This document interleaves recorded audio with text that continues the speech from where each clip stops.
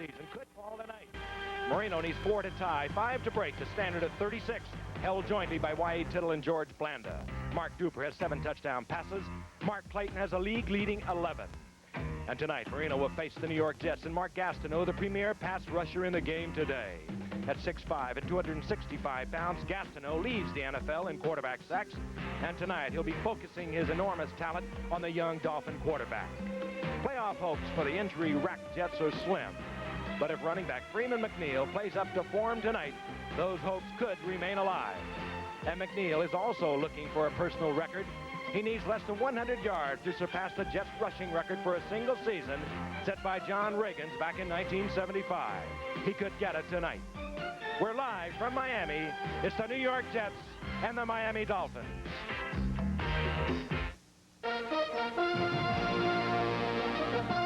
Hopes alive for a possible playoff spot.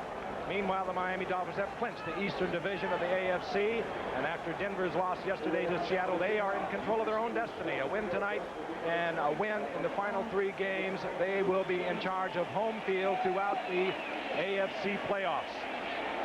A wind is blowing in from the open part of the stadium. The Jets have won the toss. They will be receiving, and dropping back is Davlin Mullen along with Kirk Springs, number 21.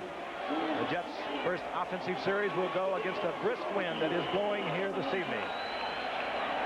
Uwe von Schamann to kick things off to get things underway. The 11-1 Miami Dolphins looking to make it 12-1 tonight, and you caught a little bit of that wind as von Schamann put it right out of the end zone. Frank Gifford along with Don Meredith and O.J. Simpson this evening, and the Jets racked with injuries, particularly in their secondary. They're going to have a hard time getting troops out there tonight to face the #1 passing team in the NFL, the #1 offense. And believe me, these Jets have really been pounded in their secondary. They met the Dolphins 3 weeks ago. They lost 3 cornerbacks in that game. Set to go. Ken O'Brien is the quarterback. The first-year man out of the University of California, Davis, came up #1 draft pick a year ago. Unable to go tonight is Pat Ryan because of bruised ribs, and quickly Freeman McNeil, who is also injured, is hammered by Doug Betters, the defensive left end. Let's take a look at the rest of that offensive unit for the Jets. Their offensive line has stayed pretty much intact, and they'll be trying to protect this man, Ken O'Brien, who had a lot of trouble last week against Houston. Houston coming with a lot of blitzes against the Jets, and Ken O'Brien, they really had him disturbed somewhat. We have injuries also to the Jets at the outside receiver position. Wesley Walker unable to go tonight. Lamb Jones playing with a very sore hamstring. Also, he has had a slight case of flu. There was a loss of 3. Betters against McNeil. It'll be second down 13. Freeman McNeil left side once again out of the 20 to about the 21, where it will bring up 3rd down and 9. Defensively, the Dolphins, of course, like all teams, will move out of their 3-4 basic defense and situational defense. But they have great line backing. Brzezinski on the right side. They, too, however, have been hurt because Ernie Roan, the leading tackler on the inside, is not able to go tonight because of a pinched nerve in the neck. So Mark Brown is in there, a second-year man out of Purdue. 3rd down and 9. And Ken O'Brien finds himself in his first passing situation. In the first game, in which Miami won 3 weeks ago, Freeman McNeil had himself quite a day. But he is playing with sore ribs.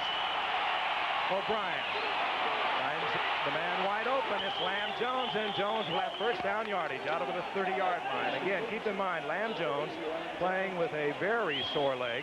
Wesley Walker unable to go. Bobby Humphrey is also injured, so the 2 healthy receivers have not caught an NFL pass. That's Bruckner and Kai Davidson. Bill Judson is the guy, number 49, that's on Lamb over here. Lamb makes a pretty good move to the inside.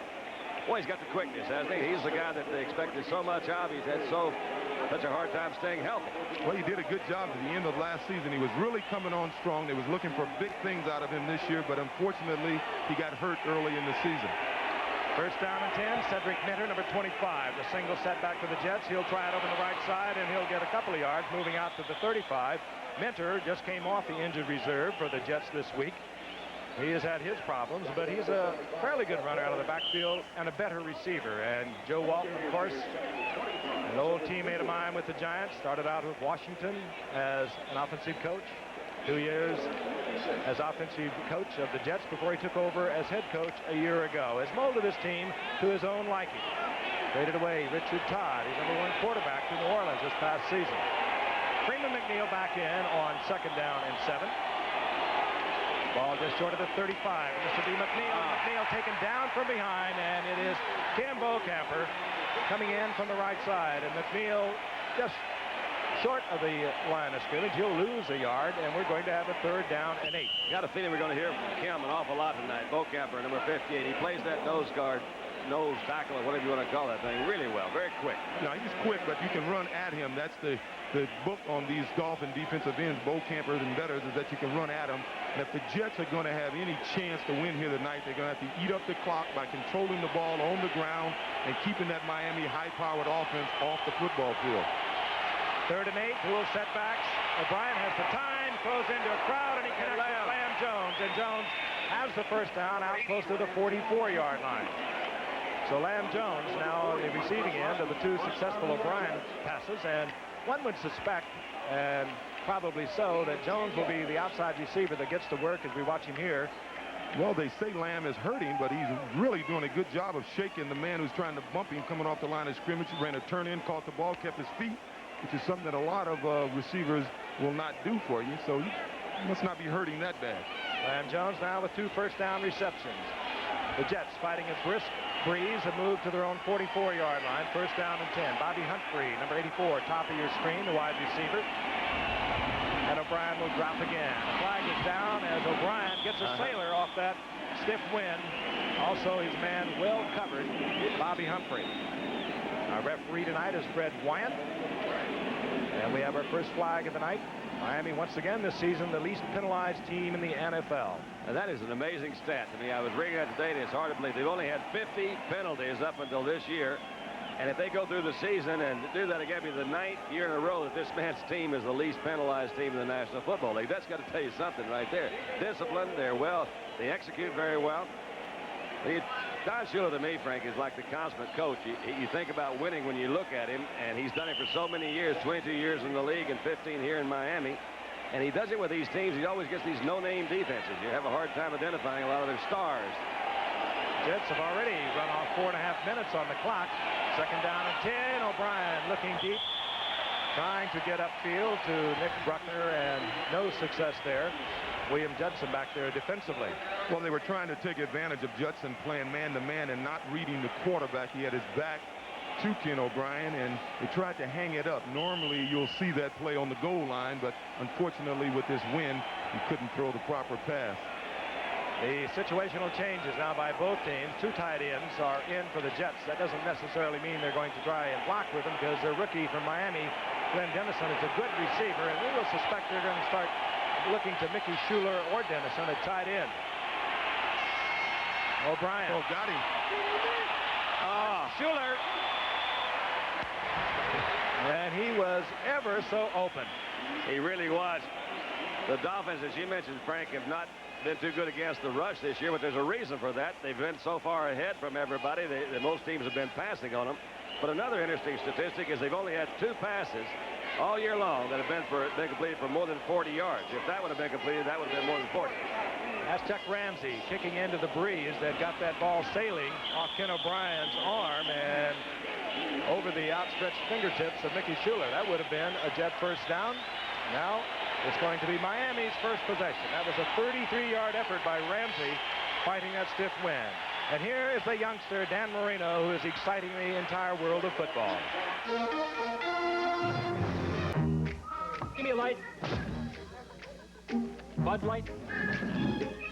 If you just ask for a light beer, you never know what you'll get. Give me a light. Bud Light. Hold this, will you? So if you want the less filling light beer with the first name and taste, don't just ask for a light beer. Give me a light. Ask them to bring out their best. Bud Light. Bud Light, because everything else is just a light. Strike.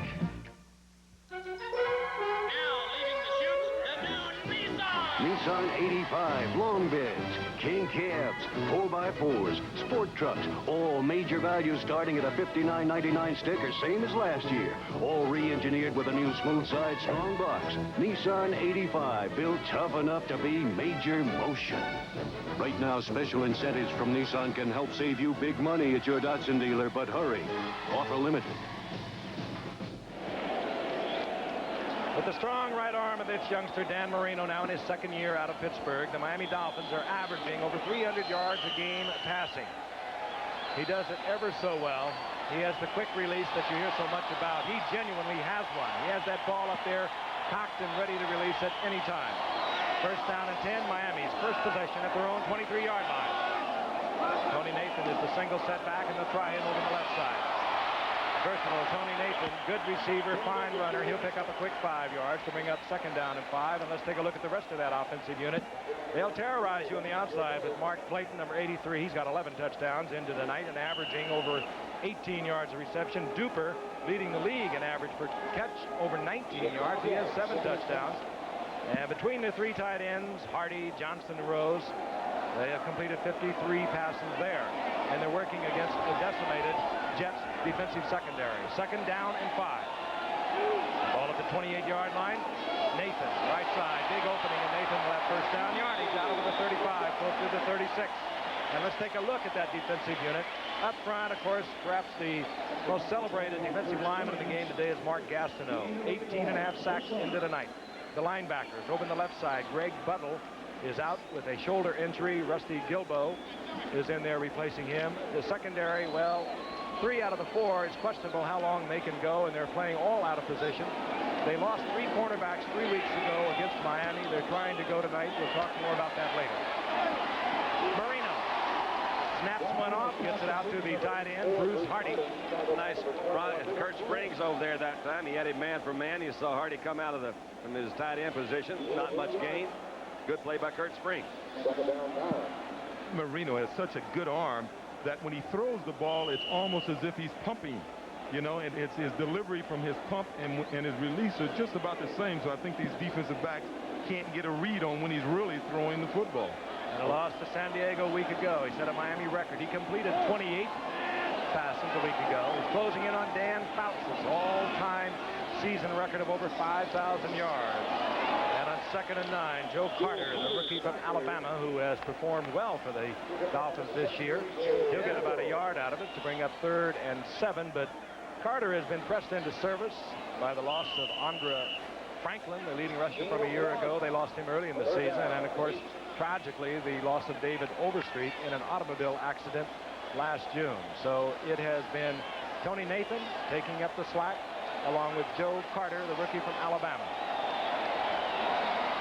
Third down and 7. From the shotgun. 2 men on Gastineau. Marino holds it as long as he can and finally delivers it and gets it to Clayton.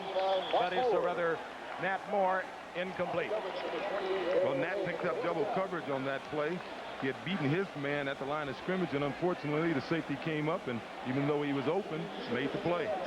We're going to have some fun now. We're going to watch the great kicker, Reggie Roby, on 4th down. Has the fewest punts in the NFL. There he is, second-year man out of Iowa. And he can really boom it when he gets the opportunity to kick away. But the offense of Miami is so good, he just doesn't have that many opportunities. 33 punts. They've got 33 touchdown passes. 32 by Marino. And dropping back, dangerous return man for the Jets, Kurt Springs. He can go all of the way. We saw him beat New Orleans with a 76-yard punt return a year ago. Big high drop, hangs it up so high. Springs watches it off the foot, calls for the fair catch before that ball had even reached the peak of its arc. For the Jets, will get the football back. They'll be close to their 22-yard line. Their second possession when we come back. Picture a computer so good it can easily run over 1,000 of the best programs written for the IBM PC. So good it can also run powerful new cartridge programs like Lotus 123, or a program that lets you paint pictures in living, sparkling color. So far, so good. Now picture this. Without monitor, it costs less than $1,000, and it comes from IBM. PC Junior, the computer that's growing by leaps and bounds. Last year, Sears tuned up 1 million engines, performed more than 1 million brake repairs, installed over 3 million shocks, sold upwards of 9 million tires, and replaced more batteries than anyone else in America. At Sears, we install confidence. And best of all, we do it right next door to all this. It's not for your life, it's not for your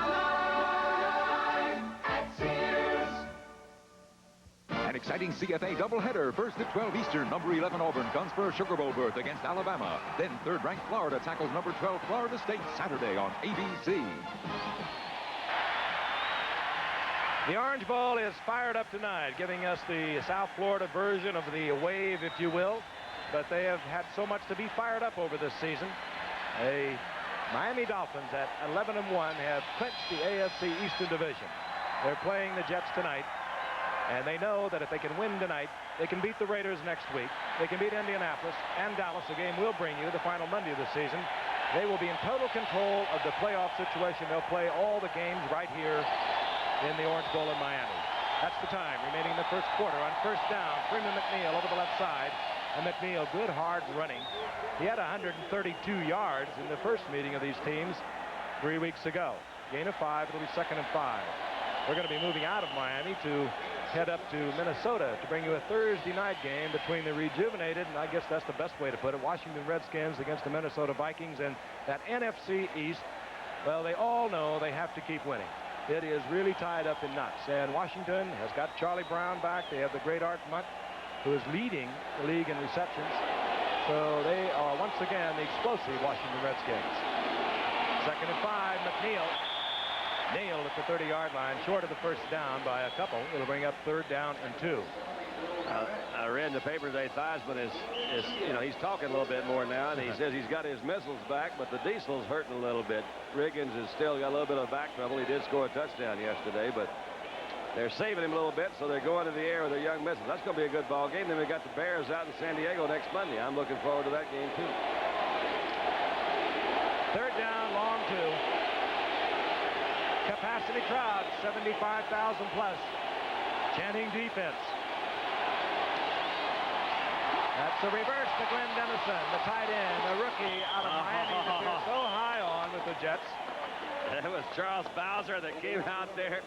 Charles says, "You're not getting around me, baby. I'm going after you." That's a good move by your linebacker. Why don't you look at that guy move?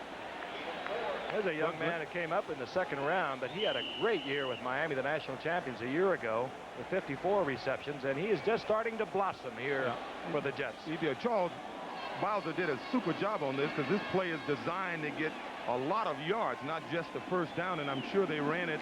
They were gambling a little bit, trying to get a big play out of it. It's only the 2nd reverse that the Jets have run this year. They don't like to come with those plays, but they're going to have to come with everything tonight. Nicky Schuler, first down up close to midfield. Nicky Schuler having a superb year for the Jets, even though they have struggled and have lost their last 4 games. He is 43 receptions now on the season. A long way from the end of this ball game, but you got to think the Jets feel pretty good right now because they've been hurting so much. They're going into a very strong win, and he's throwing that ball pretty well. And they're keeping the ball, and that's the key to this game for the Jets. If they got to eat up that clock. Time of possession means something in this game. Just short of midfield, 1st and 10 for the Jets. They've been able to take the seconds off. We're inside 6 minutes remaining in the first quarter. They got an offsides on Miami, it looked like. Tony Page, the rookie from Virginia Tech, up to midfield for a gain of about a yard, and there was movement in the line and indicated offsides against the Dolphins. So that'll be a 5-yard pickup. Capacity crowd, 75,000, blacked out of the Miami area, was not sold out. Was not sold out prior to the 72-hour deadline, and the fans have turned out. They have seen so much great football over the years. You hark back to the 4 times the Dolphins have gone to the Super Bowl, 72, the undefeated 17-0 season, the span of 1972 and 73 when they were 32-2. They're all princesses. First down and 5. Ball to the 35-yard line of the Dolphins. O'Brien. Batted away, intended for Freeman McNeil, and somebody got a paw on it. A little surprised there, Don. I thought with 1st and 5 that they would run the ball. I did too, as a matter of fact. Ken O'Brien is kind of an unknown quantity in a way, you know. Ken came in as the #1 draft choice, and I remember on draft day that Jet fans were saying, "Who in the world is Ken O'Brien?" And that's old big 75. Doug Betters has got his hand up. But of course, Marino was not drafted, so they got Ken O'Brien. We still don't know how good he is. 2nd down and 5. Handoff is to McNeil. He's held for a gain of about a yard. They'll bring up a 3rd down and 4. And the interesting story when you watch these two quarterbacks tonight, Ken O'Brien was a #1 draft pick a year ago for the Jets.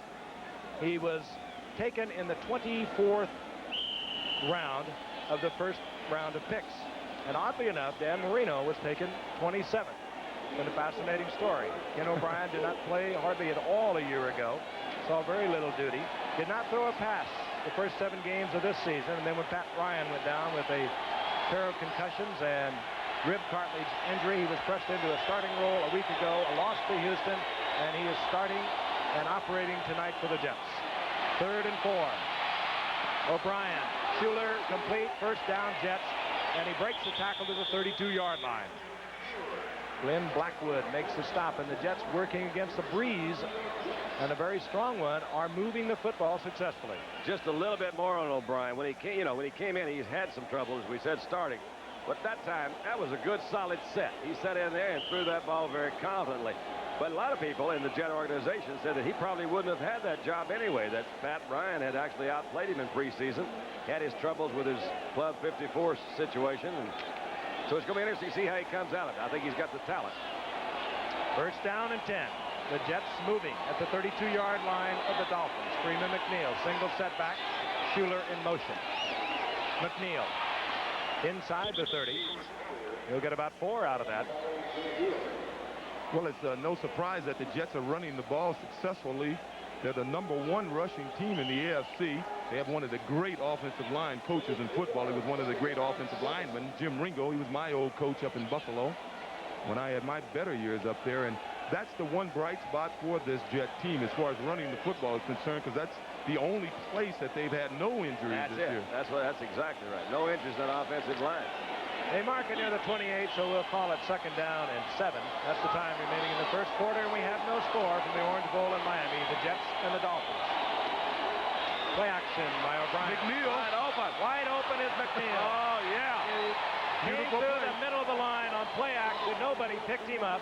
He was wide open, and the Jets are on the scoreboard first on a 28 toss. It was O'Brien to McNeil. And what a difference McNeil means to the Jets offense. He does so much. Could have been. We've got a new linebacker in there, Mark Brown. You see 51. He's the closest one to it. It's hard to say up here whether he missed an assignment or not, but somebody did. Well, that's a good guess, because Mark Brown led this team in tackling the first 3 games of the season, but they benched him because they said he didn't play the pass well, so that could have been his man. McNeil's first touchdown catch of the year. Leahy on for the conversion. Pat Ryan, the injured quarterback we talked about, is the holder. Leahy gets it through the uprights, and there is a bit of a stunned sort of quiet that has settled over the Orange Bowl as the Jets have moved the ball well. With 2:52 remaining in the first quarter, they lead 7-0. Nissan 300ZX Turbo. You know the car. But do you know what it's like to drive it?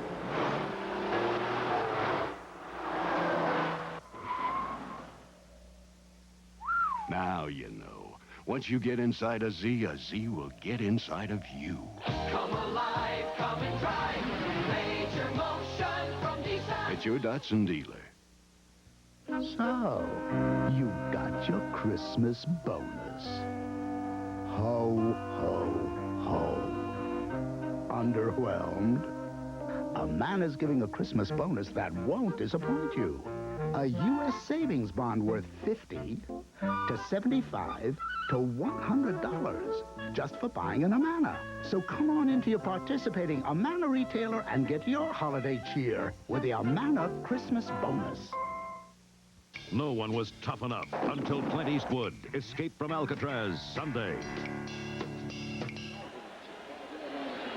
How well we remember Fulton Walker from Super Bowl 17 when he set a Super Bowl record for kickoff returns. One of them a 98-yard return in that loss against the Redskins. He missed 4 games early in the year, but we know that he can travel the distance. Leahy puts it in the air against a stiff breeze, and Walker will field it at the 3-yard line. Almost. And a good return. He could have popped it big, but he does get out close to the 28-yard line, where Miami, frustrated with their first possession of the night, will have another opportunity when we come back to the Orange Bowl. There's a tree down on the power line. Introducing more truck for 85, the 5999 Nissan. More payload than any other leading standard compact truck. More combined standard power and torque, too, all for the same sticker as last year. The 5999 Nissan. Power's off. Let's go. The more truck for no more money. Right now, special incentives from Nissan can help save you big money at your Datsun dealer. But hurry, offer limited. In this uncertain and bewildering world of personal computers, the Tandy 2000 stands apart. In power, speed, and graphics, the Tandy 2000 is clearly superior. For service, support, and software, Tandy is clearly superior. Available exclusively at Radio Shack Computer Centers. Compare.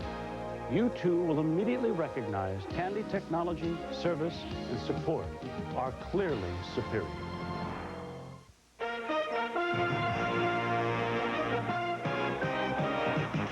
The Jets have won their last 4 Monday Night Football games. That's the longest current Monday night winning streak by any NFL team. That's not a bad record on Monday night. They also lost the first 7 times they played on Monday Night Football. Let's take a look at the scoring drive, capped off by the 28-yard touchdown pass, O'Brien to McNeil. There it is. Mixed it up a little bit. They had one pass when O.J. and I thought they were going to run on that 1st and 5 in there. They had one little penalty thrown in. Just out over the 28-yard line, the Miami Dolphins in possession with their electrifying offense. And so far, with their first possession, they were unable to get it ungeared. Over the middle, and it goes to the tight end. That's Dan Johnson. And Johnson is out to the 45-yard line. They'll mark it nearer the 44. First down and 10, Miami. Frank, what you said about Marino earlier is his ability to carry the ball high. And when he gets the ball, snap from center, it immediately comes right up to that throwing position. I don't think anybody could deliver the ball any quicker than he did that time. That's just that quick recognition of the defense. There's his receiver, and zip, there it is. It's almost an impossible pass to stop unless you have a defensive end or linebacker bump that tight end at the line of scrimmage. That's absolutely right. First down and 10. The ball near the 44-yard line. Marino again rips one, and he gets this to the tight end, Bruce Hardy. Ball is loose. There's a scramble. Jets. The whistle has blown. Even though the Jets were in possession of it, Rusty Gilbo came away with it. I don't know. And they are going to bring it back, and it's going to be another first down Miami. Very popular with the crowd here. The whistle apparently had blown. That was a tough one because we had 2 officials pointing the other way. But the referee's right on it. And he's the head man. Red White. Joe Walton exercised somewhat. Interesting stories that always develop in football. When Joe Walton came up to the Washington Redskins, they put him on defense. Also playing defense for the Redskins that year, Don Shula. Teammates with the Redskins. And now adversaries. The first down is at the 41-yard line of the Jets. Little reverse action. It goes to Joe Carter, the rookie from Alabama. Gets outside and rambles down inside the 25-yard line. Quick breaking play, set up beautifully. The play inside, pulling the linebackers in, and Carter got to the outside. It's a situation where they've obviously looked at a lot of film. If you'll see, they're going to catch Gastineau on an inside move. And Mark is such a great pass rusher, he'll go anywhere they want to. The tackle tried to influence him to go inside. He did. They got outside of him, and that helps his 5.5 rushing average, doesn't it? Joe Carter out of Alabama. He was too shy of being counted in the standings, the league standings, but once he is, he'll have the best rushing average in the AFC. The first down inside the 25-yard line, and Woody Bennett stays on his feet, and Bennett down close to another first down. He'll have it near the 12-yard line in the arms of Davlin Mullen, but that's just good hard running. Spinning after he was hit, and Woody Bennett, who has taken up a lot of that slack with the loss of Andre Franklin, gets the first down for Miami. Well, it's really good running. As you can see, they're picking on the center of this Jets defense. So you can, boy, good at leg action. You got to tackle a man like Woody Bennett low. But what they're doing is picking on Kyle Clifton, number 59. He's a rookie, and he's playing middle linebacker. That's a lot of territory to cover in a 4-3 defense. He's the only guy in there. There he is again. Another opening, this time hammered, however. Kyle was there that time, Rusty Gilbo defensively as Bennett gets to the 2-yard line, a gain of a couple. It was Gilbo and Mel, who made the stop, the two linebackers on the outside for the Jets. Final seconds ticking off here in the first quarter. We don't think the Jets are going to be too terribly unhappy about getting that wind in their favor. And time will run out in the first quarter. And the Dolphins will have a 2nd down and 8. They'll be at the 10-yard line when we come back to the Orange Bowl. Night operations, Hawaiian Islands. 155 to go, Bird. And the green stripe runner. Bring up 155 on number 2 elevator. Cloud top to 28,000 feet. Alpha Hotel, your wind is down the deck at 28 now.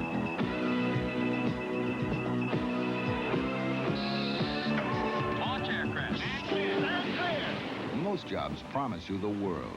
The Navy delivers. See your recruiter or call this number. Navy, it's not just a job, it's an adventure. Give me a light. A Bud Light. If you just ask for a light beer, you never know what you'll get. And I'll have a light. A Bud Light. So if you want the less filling light beer with the first name and taste, don't just ask for a light beer. Give me a light. Ask them to bring out their best. Bud Light. Bud Light. Because everything else is just a light. Now, there's a gasoline that will help get top performance out of your car. Now, there's a gasoline that will eliminate knocking and pinging in virtually every car. Now, there's a gasoline with the highest octane available anywhere, 93.5 Ultra. You can't buy it from Amoco, Exxon, or Mobil. It's only available from Sunoco, 93.5 Ultra, the ultimate in octane.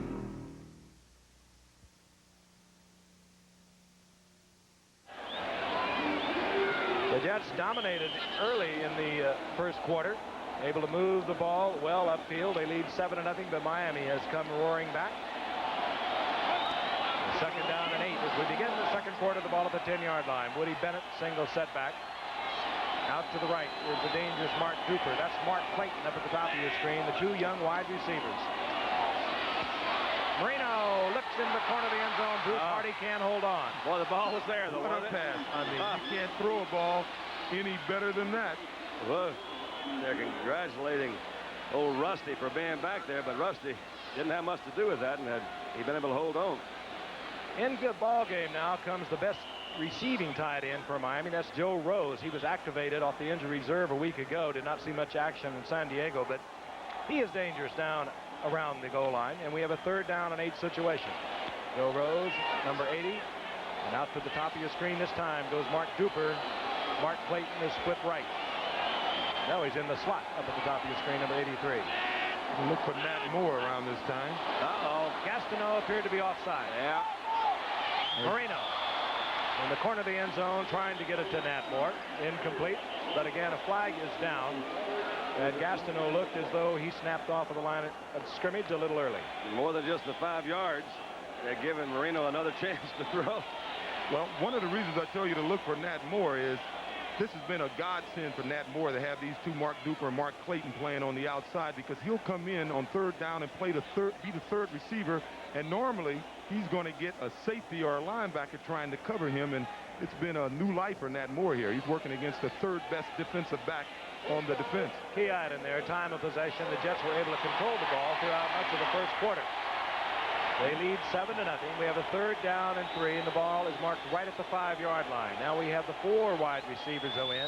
The tight ends are out. Mark Clayton, 83. Mark Duper, 85. Nat Moore, 89. O.J. just talked of him. And Jimmy Cephalo with the good moves, number 81. 4 wide receivers. The Dolphins will come from the shotgun. Watch the bottom of your screen, number 99, Gastineau. Well, there. Double coverage. Stevenson coming out, and nevertheless, they get the time, get the ball to Clayton. That's his 12th touchdown reception. That ties the Miami Dolphin record set by Nat Moore back in 1977, and records will be falling quite frequently for these Dolphins offensively for the remainder of the season. But it's a major problem on that play. Both Duper and Moore ended up in the same place because they're getting bumped around by the defense. As you can see, here's Mark Clayton coming off the ball. Pretty difficult to tell where he wanted to go because both he and Nat Moore got bumped to the outside, and Clayton found the crease and caught the ball. Again, the hesitancy of that secondary that's been racked by injuries with the loss of 4 cornerback starters. When you're down close to the goal line, you have to play those receivers tight. You cannot give them any area. And they played them well. Unfortunately, Dan Marino with that gun threw the ball. Ron Shaman gets it through the uprights. He's put the thrill back in the place-kicking game for the Dolphins, not having a good year. But he ties the game with 14:41 remaining in the first half. Tonight, a linebacker has the greatest game of his life as Old Spice deodorant and antiperspirant present NFL Classics. You go bumper to bumper at 200 miles an hour on a hot track from morning till night. You'll find out just how strong your deodorant is. I'm K.O. Yarmouth. I drive race cars. This is my deodorant, Old Spice Stick. Hey, Old Spice isn't just strong, it's 24 hours strong. Old Spice Stick is the only leading deodorant that says it right on the label. You want a deodorant that lasts longer than you do, this is the one. Now Old Spice Stick also comes in a new fresh scent. All season long, the Miami Dolphins had survived on defense. And now, in the 1982 AFC Championship game, linebacker A.J. Dewey broke records and jet hearts as he led the Killer Bees with 3 interceptions. The last one for 35 yards and the killer touchdown, shutting out New York and taking the Dolphins to their 4th Super Bowl. Thursday, an NFL special as the Washington Redskins battle to stay in their heated divisional race when they tangle with the upset-minded Vikings. Live at 9 Eastern on ABC. Dropping deep for the Jets, Kirk Springs, number 21. Davlin Mullen awaiting the kickoff of Von Schaman. Game tied at 7.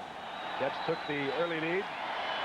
It's Ken O'Brien with a 28-yard touchdown pass to Freeman McNeil. And Dan Marino has answered with his 33rd touchdown pass of the season as he draws ever closer to the record for touchdowns in a single season, held at 36 by Y.A. Tittle and George Blanda.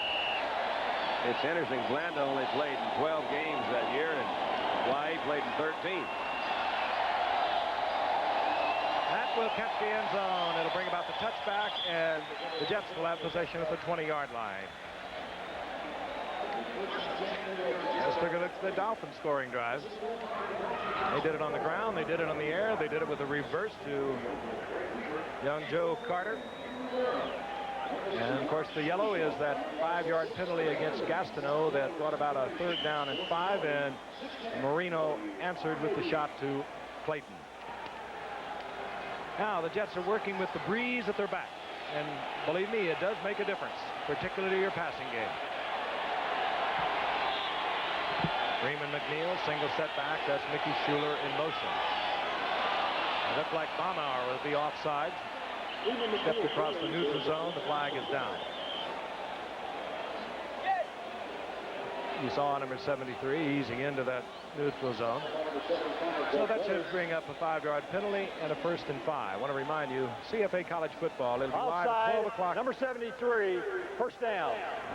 It'll be live at 12 o'clock Eastern this Saturday in a big one from Birmingham, Alabama. Auburn getting it on with Alabama at stake there. A bid to the Orange Bowl. Auburn with a victory, or rather Sugar Bowl, and Auburn with a victory will move into the Sugar Bowl to face Nebraska. And then later, live at 3:30 Eastern time, Florida against Florida State. 2 fine football games coming your way this Saturday right here on ABC. So be with us.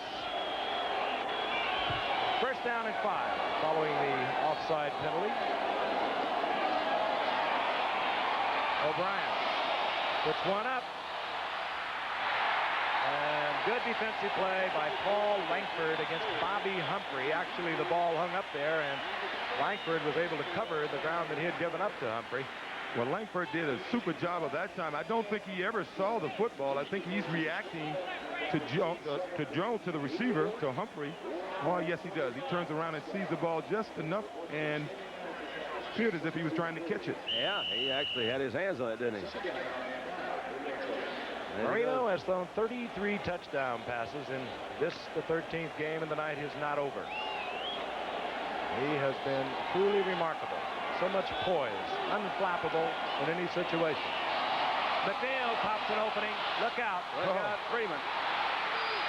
And Freeman McNeil, who can run with the best of them when he's healthy, and believe me, he is hurting with sore ribs tonight, breaks off a 35-yard scamper. It'll be first down, Jets, as they are moving the ball well against Miami. But Miami defensively over the past few games have been giving up a lot of yards on the ground. Ernest Jackson of San Diego got over 100. You saw him do one super job there. Even though the play was designed to go inside, he saw the whole field, and right away he knew he wanted to get outside. He broke to the outside, and in the great back that he is, picked up 35 yards. I mentioned Jackson of San Diego a week ago getting over 100.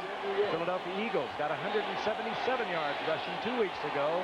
Don Shula is concerned about his defensive unit. Tony Page, the rookie from Virginia Tech. That's another good first down gain right there up the middle. You know, it's amazing. I think you do things when you practice on them and you get the repetition. But as I mentioned earlier in the game, not too many teams have been close to Miami, so they've had to resort to the pass, so they haven't run. Therefore, the defense hasn't had much practice against defending against run. See how well I figured that out? Well, this Jet team is an excellent running team against anybody. Their biggest problem today, or the thing they have to guard against, is turnovers, because that may be the only thing to get them out of this game. Second down and 2. The ball at the 29-yard line. Cedric Mitter. And Mitter is hammered by Bob Brzezinski, one of the strong linebackers against the run. One of the killer bees, as they like to call themselves, the Betters, Baumhauers, Bocamper, Brzezinski, Bowser's, Blackwood, and Blackwood. They got some bees in there, haven't they? There's one of them. This is probably going to require a measurement. Very close to the first down.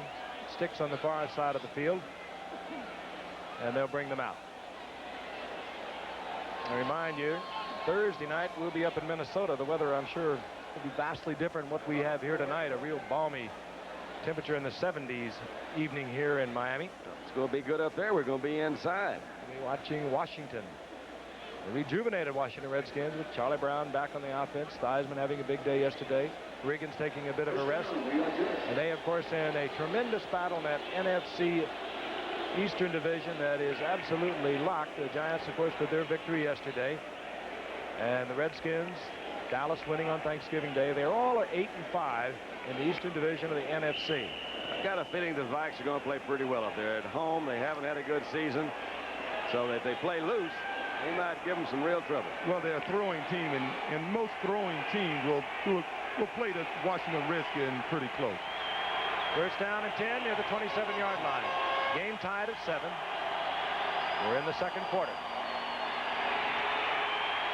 O'Brien, a lot of time. Oh, what an arm. Yeah, and rips one to Lamb Jones. He can't handle as he was covered by Paul Lankfield. It'll be a second down and 10. If nothing else, Don, Ken O'Brien has a rifle himself. You know, you mentioned earlier that they don't know what he can do. His biggest problem has been thus far this year. Everyone knows what Dan Marino can do, and Dan Marino was drafted after Ken O'Brien. But I agree with you. If they give this kid a chance, I think he's going to show that he rated being a #1 draft choice. I've got a feeling that he and Marino will have several good games against one another before their careers are ended. That was a beautiful pass. Second down and 10. O'Brien. How about that one? Nicky Schiller, and he'll have a first down inside the 15-yard line. He's in the arms of Glenn Blackwood, but he gets the first down. Nicky Schiller having his best season as a Jet. That was a good throw, O.J., and he threw that thing just a little bit before he made his break. With a great deal of confidence, the ball was right on the money. Schiller looks a little nervous over there on the sidelines, and maybe what it really is, they are not even getting close to O'Brien. There is no pressure on him whatsoever, and we saw what Dan Fouts did last week, and they only sacked Fouts one time, and Fouts threw it over 50 times, and ultimately pulling off the victory. The first loss Miami has suffered in this season. Schiller was very adamant about poor linebacker play after that San Diego game. That's probably what's heating him up.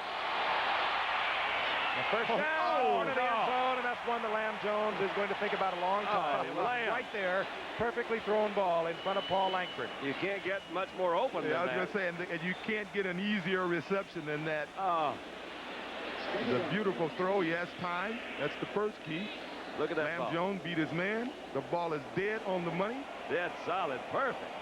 Oh, Lamb. That's a couple now that have been dropped already this season, or rather tonight, as O'Brien is 6 of 13 for 90 yards, and he has the 1 touchdown shot. A 28-yarder to Freeman McNeil. Second down and 10. Ball inside the 16-yard line. We'll look at it from the end zone on this passing situation. Lamb Jones in motion. And O'Brien is back again. He has plenty of time, and that was almost picked off. Yeah. Mark Brown, who was filling in for an injured Ernie Roan, almost picked it off. Situation, I think, that time, O.J., where he only watched his receiver, didn't look to that inside. One of the first keys a quarterback takes when he takes the snap is check those linebackers right in front of him. Which way do they drop? I don't know whether he did or whether he didn't. It appeared that he didn't because he threw it right into the middle and the linebacker hadn't moved. Well, the Miami plays 2 linebackers, and Mark Brown was the linebacker, the center linebacker. When I say two inside backers, Mark Brown was the inside backer on the other side of the field, so I agree with you. Don, I don't think he looked over. Third down and 10 once again. We'll cover it from the end zone. Into the lineup, Cedric Minter, number 25, good receiver out of the backfield. O'Brien on a quick count. He's trying to go to Schuler. A lot of time. All the time he could block. Schuler was open. It was a fine defensive play. William Judson banged into Schuler in a pass that Schuler probably should have caught because he was hit right in the hands with it. Well, Frank, you call it. I think William Judson timed that play perfectly. But the pass was dead on the money again. So out comes Leahy on 4th down.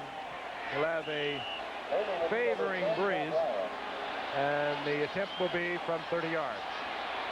Pat Ryan will place it down. Leahy on the year, 15 of 19. Very accurate from in close.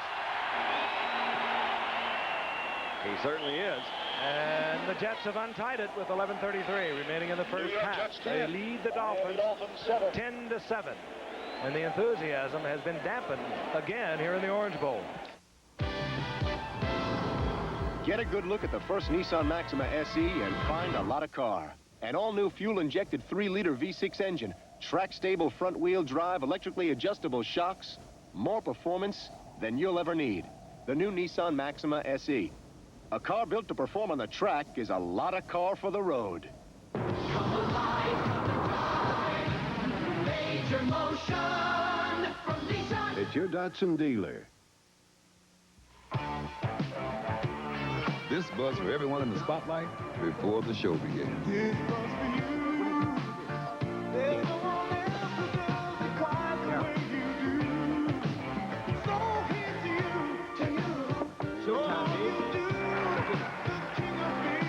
Hey, just for you, that distinctively clean, crisp taste that says Budweiser.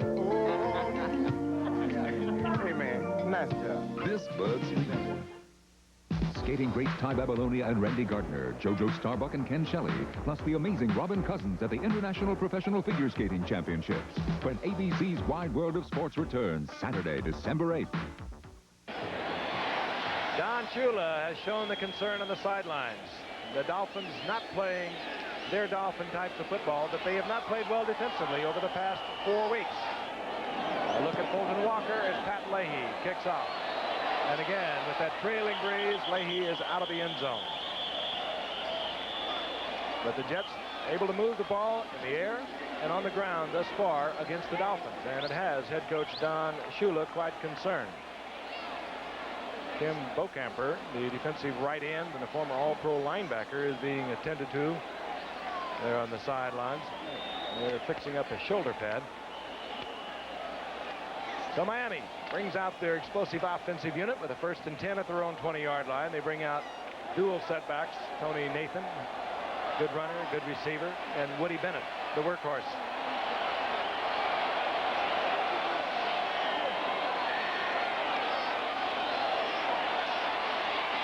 Marino fires a shot to Clayton.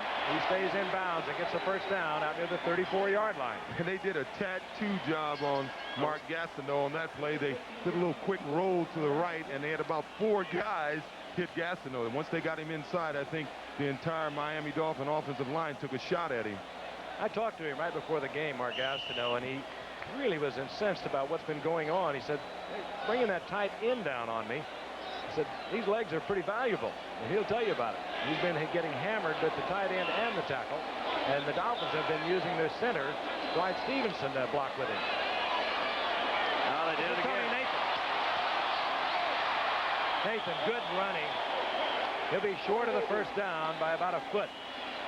Mark is limping a little bit, O.J. I don't know what that means, but something hurt a little bit that last time. You got to give Schuler credit because that was a well-designed play. Cleveland Green, number 74, was blocking Mark Gastineau. Took him at the line of scrimmage. Let him take the inside. Look at him because right the play here. is designed to go outside. Let him take the inside. Perfect. Because they want to go right outside of him. And there's no way Mark Gastineau can get back into play on that. Well, they definitely are working on it, but when you look at it, Mark, as we mentioned at the top of the show, leads the league in individual sacks for the quarterback. The thing about Miami, they don't let them sack Marino. All year, they've only sacked him 6 times, I think.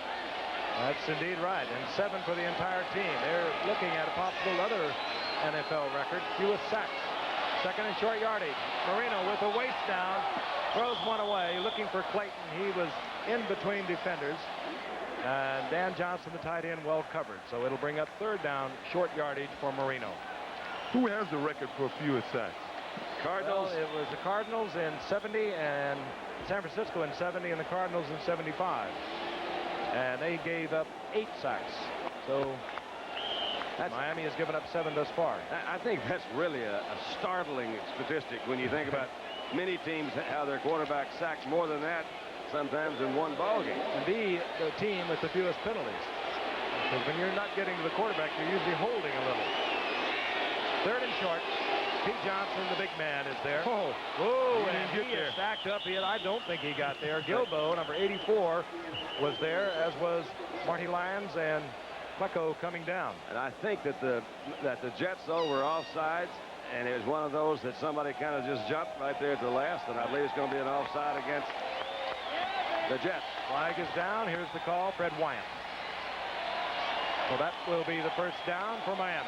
Now that's twice. Situation where a penalty has cost them one time, maybe a touchdown. Offside, defense, first down. That's the rest of the speed of the Jets' outside receivers. Wesley Walker with a quadricep muscle bruise, severe one. And that was Bob Avellini, a 9-year veteran of the Chicago Bears that got into a little bit of a problem with Mike Ditka. They cut him loose, and when Pat Ryan couldn't go, they brought him in here to the Jets as a backup. On first and 10, Marino reads the defense, tries to whip one into Duper, incomplete. Well, Gastineau put a little pressure on there. They had somewhat of a delayed blitz. Kyle Clifton came in, and you saw Marino try to short arm that one. Take a look at Mark Gastineau, 99, probably the best pass rusher maybe to ever play this game. Have to put him right up there with Deacon Jones, the best I've ever seen. That's Cleveland Green, who did a pretty good job on Gastineau 3 weeks ago in the victory Miami had over the Jets. But they also will bring Dwight Stevenson. When they want to go deep, they'll bring the center, Dwight Stevenson, particularly when they work against that 4-3. Stevenson has no man over him at center. Second and 10. Tony Nathan. And Nathan with about a 3-yard pickup. It'll bring up a third down and 7. Saw Mark Gastineau take the outside, which is containment, and still get back inside to make the tackle. Now, that's something he's doing this year that he got a lot of criticism for last year. They said he didn't play the run so well, and a lot of teams picked on him. Well, this off the season, he must have worked on it because he's been playing the run fairly decently this year. Jets only have 31 sacks in it tonight, and Gastineau has 18.5 of those. So they depend upon him. They bring in the prevent defense, 3 down linemen, third down and 7. Flag is down. I think that was Cleveland moved that time. Marino. Boy, can that guy run. Mark Clayton. Can that guy throw?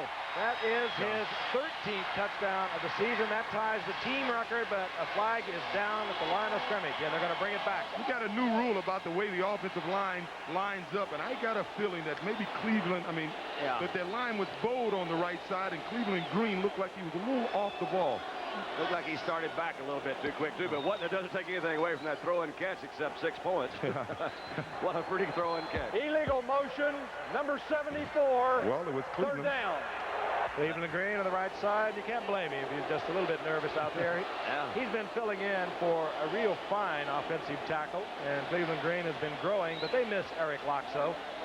went out with a knee injury the end of September. Cleveland Green has stepped in there and started ever since. He's a good athlete. He has quick feet, and on the Miami basketball team on the offseason, every team has a little basketball team that goes around. He's their high point man. He averages near 30 points a game. But does he have a left-handed hook? 3rd down and 12. The ball at the 48-yard line following the penalty. Cooper right, Clayton left. Good pass protection. And almost picked off by Kirk Springs. The intended receiver had slipped and fallen. It was Nat Moore who was wide open, but he slipped and was unable to get to the ball. And that will bring up 4th down, and Reggie Roby will bring out his big foot to work against that wind. The Jets has got to be happy with number 21, Kirk Springs, tonight. He seems to be everywhere. Look at the legs on Reggie Roby. 6'3", 235 pounds. He drops the ball really high. It reminds me of years ago, a punter for the Cleveland Browns named Horace Gilliam used to drop it that high. He's a 2-step punter, too, Frank. Kirk Springs calls for the fair catch, executes at the 12-yard line. The Jets continue to lead the Dolphins. 10-7, 9:51 remaining in the first half. In a game the Dolphins desperately want to win. They want the home field. When an alkaline battery goes dead, you throw it away and buy a new one. This is a GE rechargeable. When it goes dead, you recharge it. It costs more than batteries you throw away, but lasts up to 4 years. Used 10 hours a week, this toy would use over 300 long-life batteries to just 2 GE rechargeables. So if you're still throwing away batteries, you're throwing away a lot of money.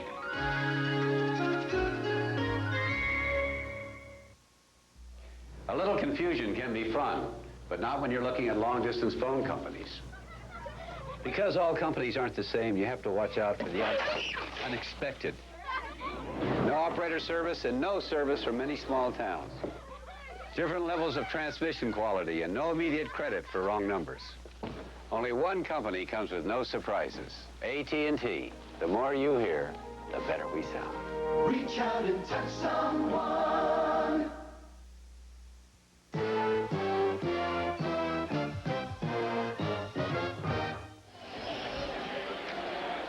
The Miami Dolphins have clinched the AFC East. They are 11-1. Of course, Denver is 11-2, and Seattle is 11-2. And Miami knows that a win tonight, and they control the playoff picture if they can win the remaining games. On 1st down, Freeman McNeil goes out over the 15-yard line. A gain of 4. It'll be 2nd and 6. We're going to pause 5 seconds and allow our stations to identify themselves. Eyewitness News follows the game here on WABC-TV New York. Couple of fine defensive players. On your left is Mark Gastineau, and of course Estelle Klecko on the right, coming back from a serious knee injury a year ago. Has been moved out to defensive end for tonight's play. That's where he performed for 6 years for the Jets. This is Freeman McNeil on the 2nd down call, and McNeil will have a 1st down out near the 24-yard line. For those of you who might have just joined us, the Jets got on the scoreboard first tonight. Ken O'Brien, 28-yard touchdown pass to Freeman McNeil. Dan Marino answered that early in the 2nd quarter. 5-yard touchdown pass to Mark Clayton. It was Marino's 33rd touchdown pass of the season. Clayton's 12th reception for a touchdown. There he is right there, young 2nd-year man. And Pat Leahy has put the Jets back in front with a 30-yard field goal. They lead 10-7. 1st down and 10. Marion Barber hammered by Bowser. He'll lose a yard. Let him string that one out, didn't he? Well, he was running away from some pursuit. Unfortunately, he didn't pick up a block outside, and it's not much you can do under those conditions but turn up, put your head down, and take your lick. That's it. Let me have a yard and go back to the huddle. Freeman McNeil now has taken over the lead in rushing in the AFC, replacing Ernest Jackson of the San Diego Chargers. Freeman McNeil 976 yards, and he's missed a lot of action with rib injury this year. McNeil once again on 2nd and 10. Oh, they're doing a job for him. And doing a fine blocking job for Freeman McNeil, and he'll have another 1st down out of the 35-yard line. He had some help, didn't he? You see a great job. They're running to the right with Big Marvin Powell and Dan Alexander, and of course Mickey Schuler, fine blocking tight end. And he's got nothing but room, and under this situation, you can run for 6-yard average, which he's doing thus far this game. It is amazing, Frank, that he has just taken over the AFC lead when you consider he has missed 2.5 football games because of those rib injuries. First down and 10, 35-yard line. McNeil already with 7:54 remaining in the second quarter has 75 yards rushing. That has got to be concerning Don Shula. O'Brien. Yeah. Slides one in that Mickey Schuler can't handle. That's unreal. That's two now that Mickey Schuler, usually a sure-handed receiver, has been unable to handle. And Lamb Jones dropped one in the end zone. Could it be the ball he's throwing, Don? I know the receivers for Miami say that Marino's ball is an easy ball to catch.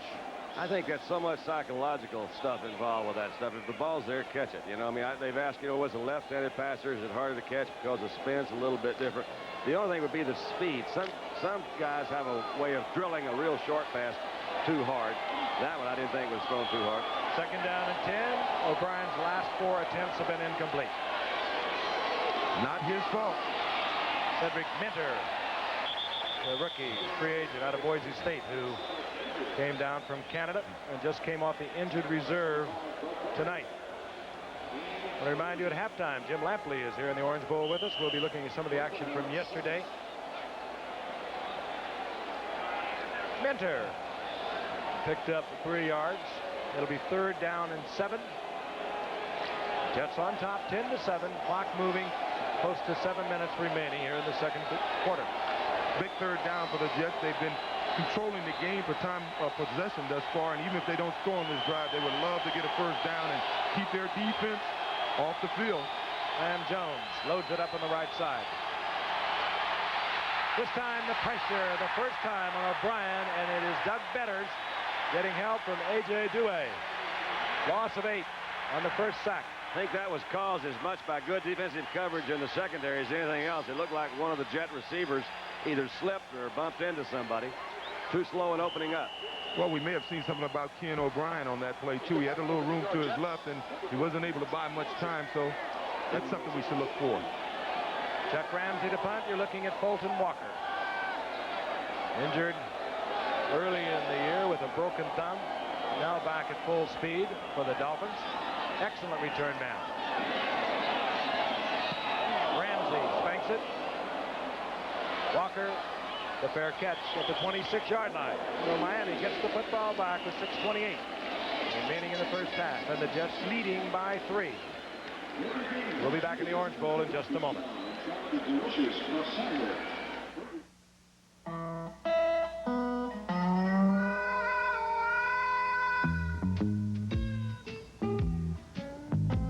Where are you hurting the most, Jimmy?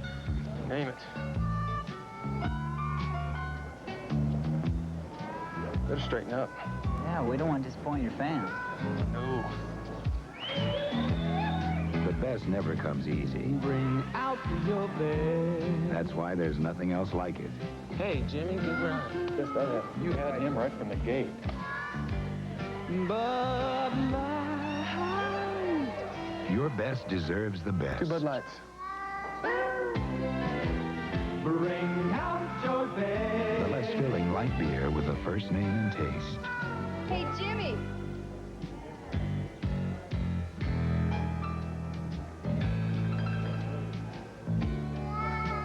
Right. From inside the huddle, learn what it takes to throw the perfect pass. Watch 2020 Thursday. One of our many fine cameramen, Tommy O'Connell, has a new little daughter in his family, Nancy, giving birth to Aaron Elizabeth. And, well, you give up a lot of things. Hiya, Tommy. Way to go, Smells. Give up a lot of things to cover Monday Night Football. That birth right at the end of our game last week, Pittsburgh and New Orleans. We wish them all well. First down and 10. Miami with the football at their own 26-yard line. They're down 10-7. Tony Nathan, single setback. Nathan outside. Has the first down out over the 40-yard line, close to the 42. And Tony Nathan, not spectacular, but he does everything so well. He does. He does a real good job of running the ball inside. Now, this is a play that some backs in the league, you'd have seen them maybe 20, 30 yards further downfield, but Tony does a good job of finding the hole first, and here's where he should have been exploding instead of slowing down. And one thing about it, when you hesitate, as you say, he who hesitates is lost. Nathan into tonight with 40 receptions, over 435 yards rushing, so he has provided a lot of offense for the Dolphins. Nathan again, another big opening, and Nathan works it for another first down. So a good example of how well he runs inside on that play. It's part of it. He's quick.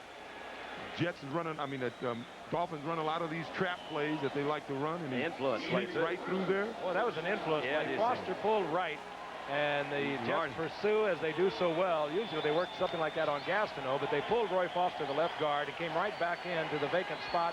Marty Lyons had gone with him, the defensive tackle.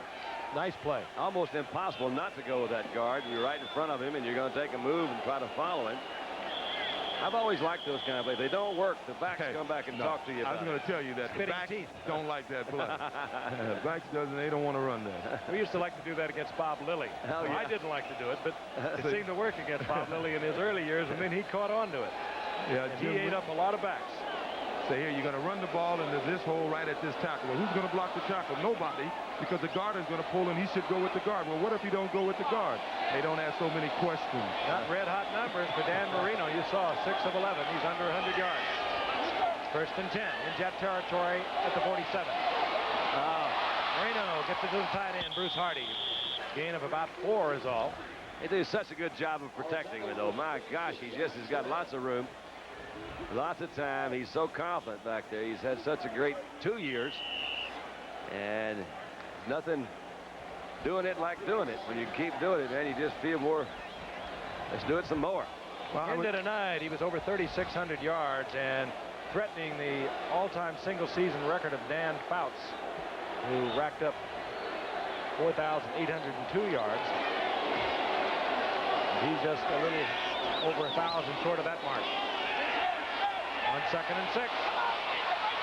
Marino goes down. His 7th sack of the season. Down goes Marino. And getting to Marino, the Jets. Barry Bennett. Barry got to him once before when they played. Barry got one time and Mark got one. So, well, if they're going to get that record, Don, they're going to have to protect him a little better than this, because now they have 8 sacks for a team. What he was looking for is Dan Johnson, who was all wide open running across the field, number 87, but unfortunately, or fortunately for the Jets, they got a guy named Bennett who got there first. It's about 5 seconds, so the line did a good job. Just 3:30 and the clock is moving. Remaining in the half is 3rd down, 13. Ball at the 49-yard line of the Dolphins. From the shotgun. 2 men on Gastineau. A lot of time for Marino. And wide open is Clayton. And Clayton comes down with the first down. Brilliantly thrown pass by Marino. He zipped it in there between defenders. Clayton had run a good pattern. He was wide open. The only way you can stop this Miami passing game is you're going to have to keep Clayton and Duper at the line of scrimmage. As you can see, if you give him that much room, you can't stop him. One of the reasons Don Shula's had a history of having smallish wide receivers, little nifty guys like Twilly and Marlon Briscoe, and these two guys who are only 5'9", Clayton and Duper, is because it's tough to keep them on the line of scrimmage because they're so quick. Marino now 8 of 13, 91 yards. He has the 1 touchdown. First down and 10. Joe Carter, rookie from Alabama, gets inside the 20-yard line in the arms of Darrell Ray. Gain of almost 7. Joe Carter came into the game, as we mentioned earlier, with a 5.5 average, and in this game he must be averaging near 10 yards a carry. Sort of reminds me of Mike Garrett a little bit. Got that good quickness. Yeah. That's the time remaining in the half as we head down close to the 2-minute warning. Both teams have 3 timeouts remaining. Fine football game. Played very well on the part of both teams. The Jets surprisingly able to move the ball on defense. Or rather on offense, and their defense, battered as it is in the secondary, has played well. 2 minutes remaining in the first half. We'll be back in the Orange Bowl in a moment. Hey, you thinking what I'm thinking?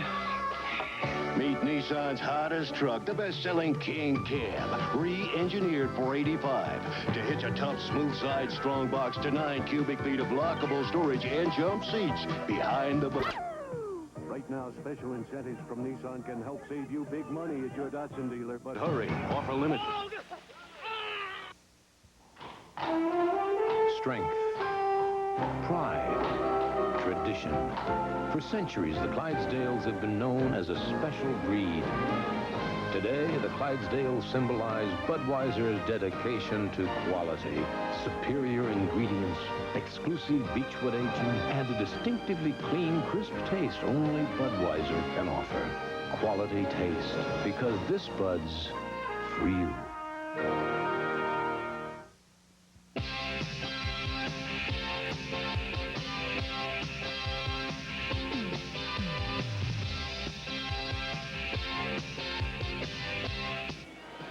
One of them very memorable, Super Bowl III, Joe Namath said, "We will beat the New York Jets."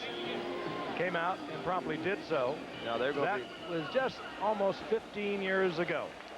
They beat the Baltimore Colts. That was a big upset, wasn't it? It was Baltimore, and of course, coaching Baltimore at the time, Don Shula. Well, we're going to go to a Super Bowl where they never had one. We're going to go to Palo Alto. Second down and 3. Miami with 2 minutes remaining in the first half, trailing 10-7. They have the ball at the 20-yard line of the Jets. And trying to get it to the tight end, Dan Johnson. Is incomplete. It'll bring up 3rd down and 3. Had that ball been around the numbers, I think that would have been a touchdown. He had good position on the defensive back. It's strange because most of the Jets' defensive secondary men were playing in the middle, and they left Clayton one-on-one, and they pretty much had Duper one-on-one. Just the end of it. If he'd have got it up in front, you're right, Don. Yeah, he could have. He could have caught it. Kurt Springs had him to the outside, but he had good position, blocked him off to the inside. This drive started at the 26-yard line of the Dolphins. This is the 8th play of the drive, and Don Shula, you know, he really gets into a football game, but he is really exercised here tonight. The Jets had a mix-up on defense that time, Frank, and you can see him waving to the bench back and forth, so they had to call timeout. Didn't have the right kind of guys in there. So the Jets use one of their timeouts. 1:54 remaining on the clock. The Dolphins have 3 timeouts remaining. It'll be 3rd and 3 when we come back. DP Gym Pack.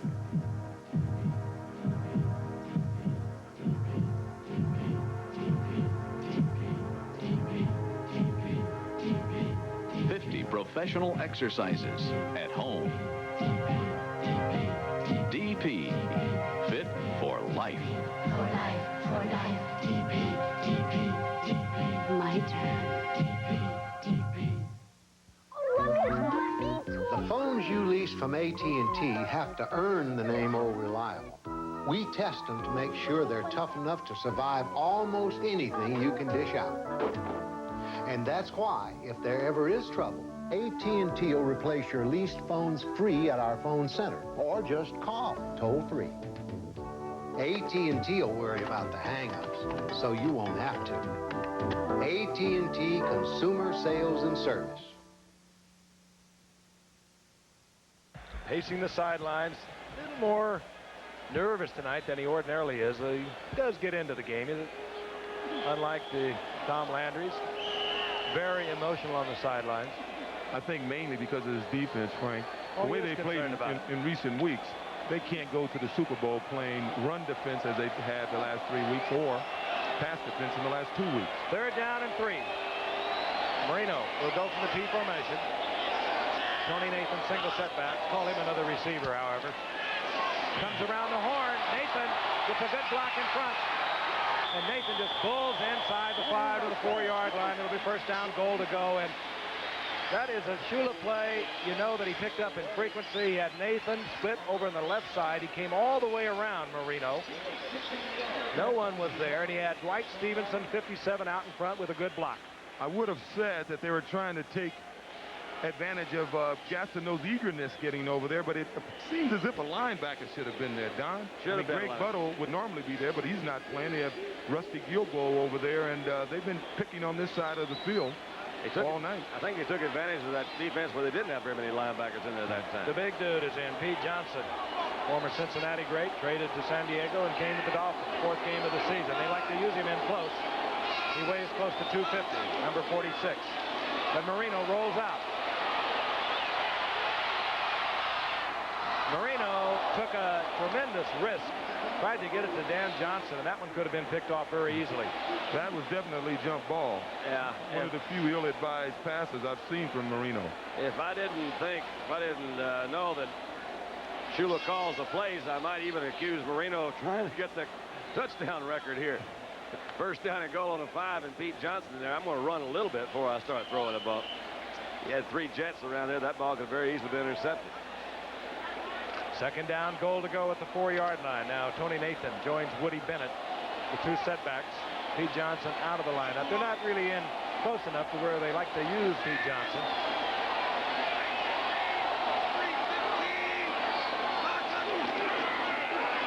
Bennett tries to hurdle into the end zone, and he's hammered back.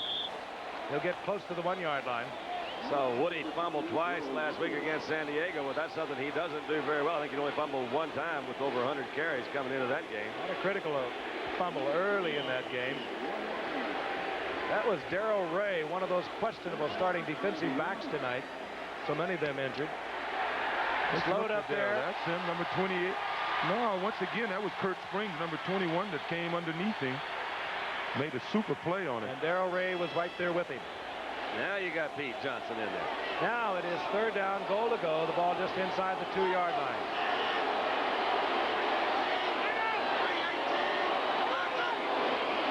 There's Pete Johnson.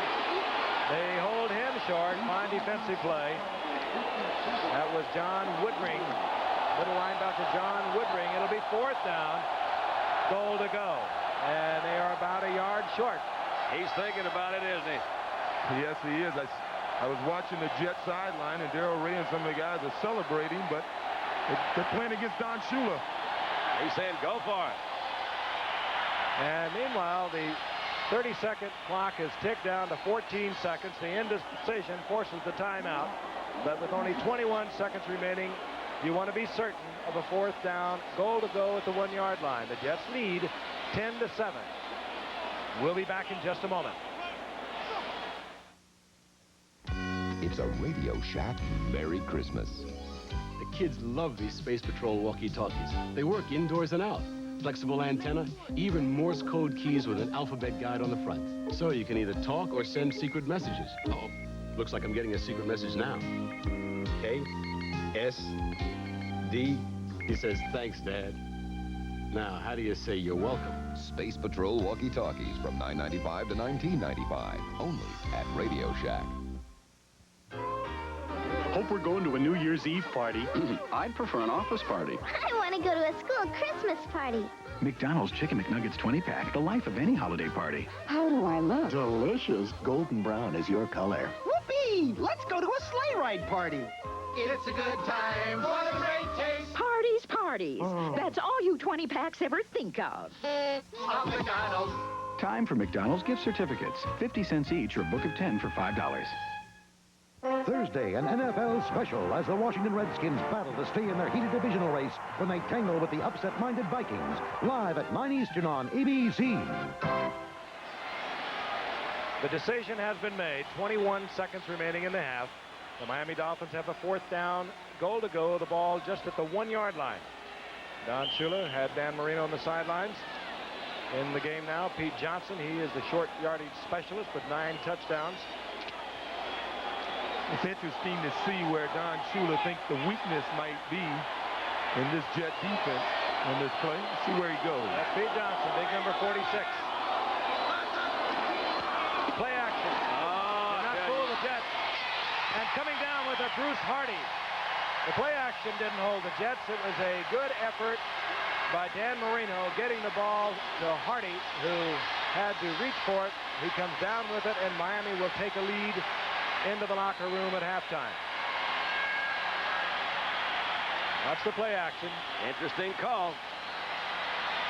Not much of a fake there, but most of the linebackers are keyed on the running back, so they wouldn't be looking at the quarterback much anyway. Davlin Mullen, the cornerback number 20, was in between a rock and a hard spot. Had he not come up, then Marino could have walked into the end zone. When he did come up, it opened up. Bruce Hardy 6 points, Miami. They have the lead for the first time tonight. Now, had he come up a little quicker, Marino might not be able to get rid of that ball. Von Schaman. Strock gets it down. Von Schaman through the uprights. And the Dolphins take the lead, 14-10. Look at these defensive backs. They're going to be running towards the running back, so the fake worked. Once again, as you said, Frank, if Mullen would have made a decision to come full steam or drop off, he may have been able to prevent the TD. So the decision by Don Shula pays off. We'll be back after this message from the National Football League. He's Freeman McNeil of the New York Jets. When he was only 7, he lost his father. That's why he knows how these boys who have lost their fathers feel. Their fathers were friends of mine. This is Josh Chapin, the son of the talented songwriter and musician Harry Chapin. And this is Donnie Ledbetter, son of the respected NFL coach Robert Ledbetter.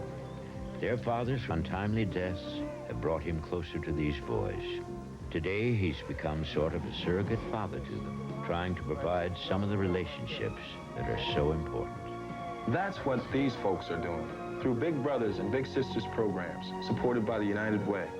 People are volunteering all across the country, wherever there's someone who needs somebody. Maybe that somebody can be you. Find out more about Big Brothers and Big Sisters programs. Be a United Way volunteer. And thanks, because thanks to you, it works for all of us, the United Way. That message brought to you by the Jets' Freeman McNeil, who genuinely loves kids. And, of course, the National Football League. Kirk Springs and Johnny Hector have dropped deep. They're back there for the Jets. Davin Mullen also with Von Schaman. With 15 seconds on the clock. Onside effort. Tony Page is right there. Yeah. 9 seconds remaining. The Jets have 3 timeouts. They'll be looking for field goal possibilities when we come back.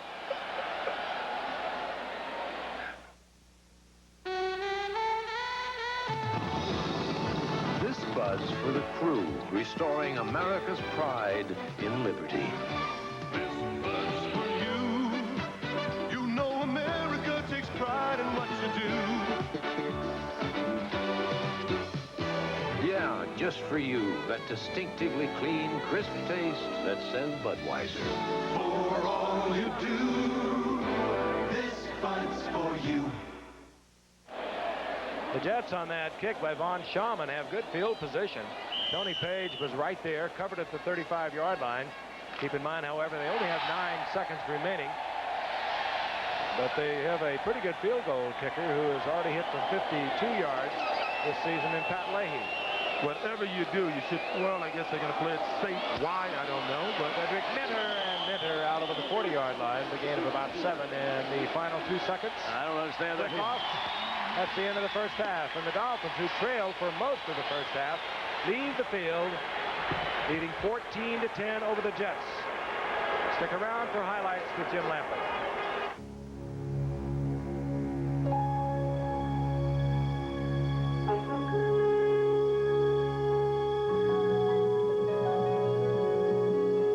If I thought that no one cared about the things I do in life, well, I'd still care about working hard and making it turn out right. And so I'm reaching out in everything I do. I'm going for the best, and my best is coming through. Here's to you, America, my best I give to you.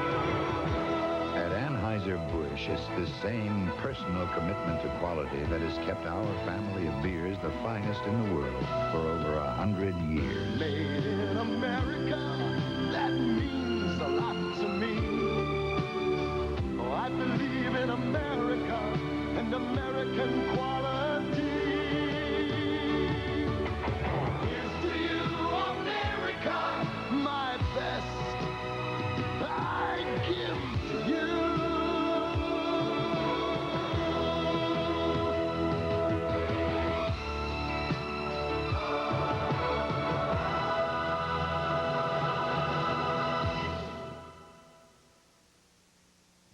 Wednesday, Colts in a terrifying race across Mexico. We only got another 600 miles to go. And the competition's a real killer. You think that's a race official? No. You tell Severs that if he wins this race, she's dead. On the Volga. Wednesday. During a game, I'm just like a big kid. But off the field, I act like the grown man I really am. I even do my Christmas shopping early. See? My son's gonna love this Hess toy truck. The lights work, and the hose pulls out. And here's the best part. It's got a built-in bank that holds real money. Hey, Joe, the bank opens up. Sure, that's how I get the quarterback. The Hess Toy Truck Bank comes fully assembled for $4.99 with an ever-ready battery included, only at Hess stations. Coming up tonight on Eyewitness News, controversy follows a shooting in which a police officer kills a suspected car thief. And Mr. and Mrs. Joe Namath, right after the game. General Hospital's Laura, tomorrow, 4:30. The curtains will open on a very special event as skating greats gather for a dynamic day. See former world champions Ty Babylonia and Randy Gardner, along with three-time U.S. champions JoJo Starbuck and Ken Shelley, as they delight us in the pairs competition. Also, the fiery Tyler Cranston and the acrobatic Robin Cousins take off in the men's competition. The International Professional Figure Skating Championships will set the stage for the return of ABC's Wide World of Sports, Saturday, December 8th.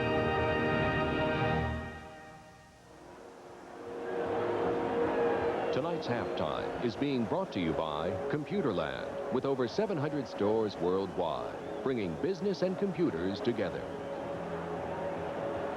Halftime on a breezy and beautiful night in the Orange Bowl. The Dolphins have been challenged face-to-face, but now lead the Jets by 4 points. And we're ready for highlights. 3 weeks remain in the regular season. 4 teams, Miami, San Francisco, Chicago, and Denver, are in the playoffs. 15 others are still in the fight, including Seattle, which will be in if they win or if New England loses this coming Sunday. And as you watch the highlights of yesterday's Seattle-Denver game, a terrific game, you might ponder this. Number 80 for the Seahawks, Steve Largent, began his career in the uniform of the Houston Oilers and may end it in the Hall of Fame. Later in halftime, you'll see another receiver who shares the same distinction.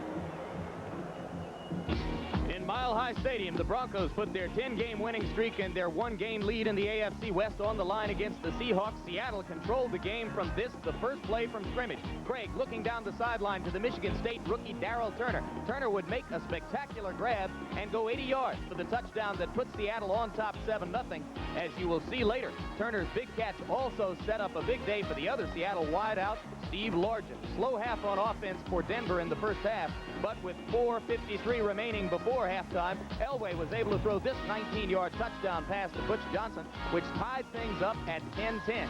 But Seattle would untie it in the third period as Steve Largent was on his way to the most productive day of his 9-year career.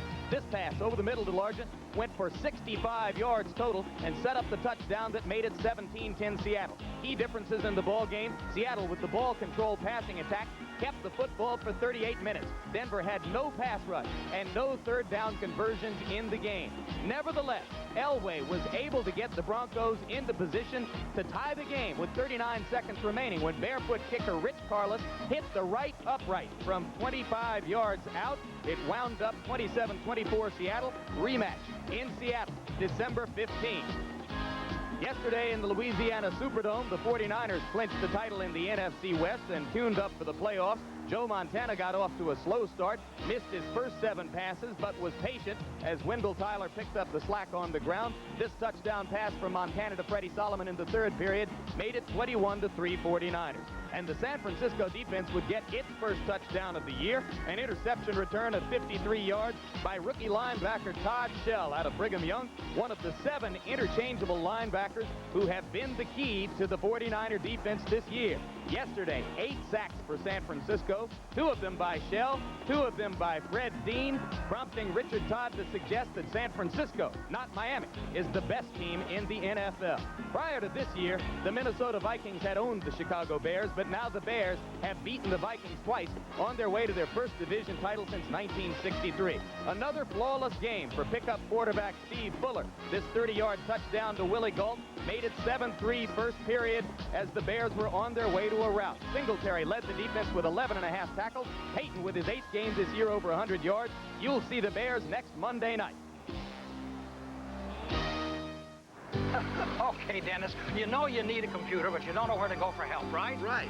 There's only one. No problem. Really? You want a store that gives you a choice. Right. One that gives you support. Right. One that makes it simple instead of confusing. Right. Easy instead of hard. Yeah. And the one that's helped more kinds of people buy more kinds of computers than any other store in the world. Right. That's the one I want. And you want this one. Welcome to Computerland. How may we help you?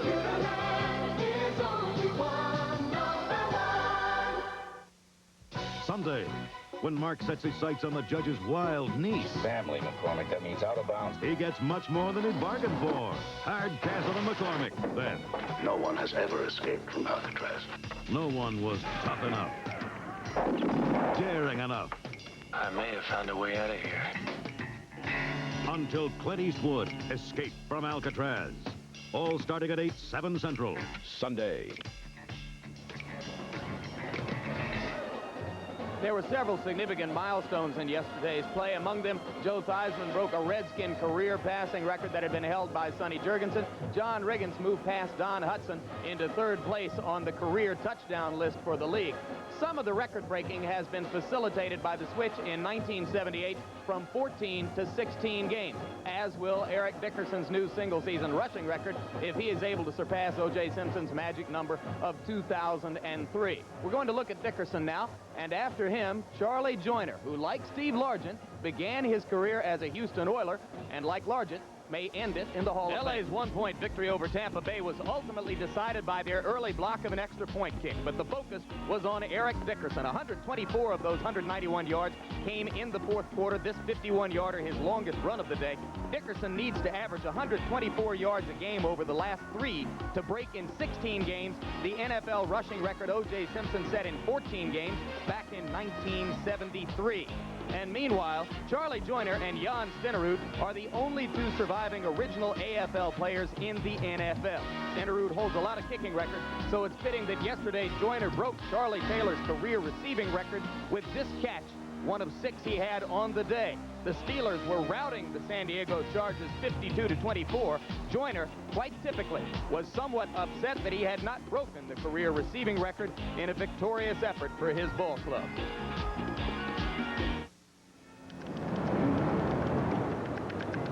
This is the Apple IIc personal computer. Small as it is, it can coordinate all the systems of a 50-story building. Now, you'll probably use it for everything from homework to office work, but it's good to know it's powerful enough for bigger jobs, like turning the lights off. The Apple IIc. It's a lot bigger than it looks. Tuesday, Jack and Vicky fly to Acapulco. There's someone on the wing! It's the honeymoon they never had. Three's a crowd. Then, Housekeeper. What a fun idea. Angela's best friend falls for Tony. Who's the boss?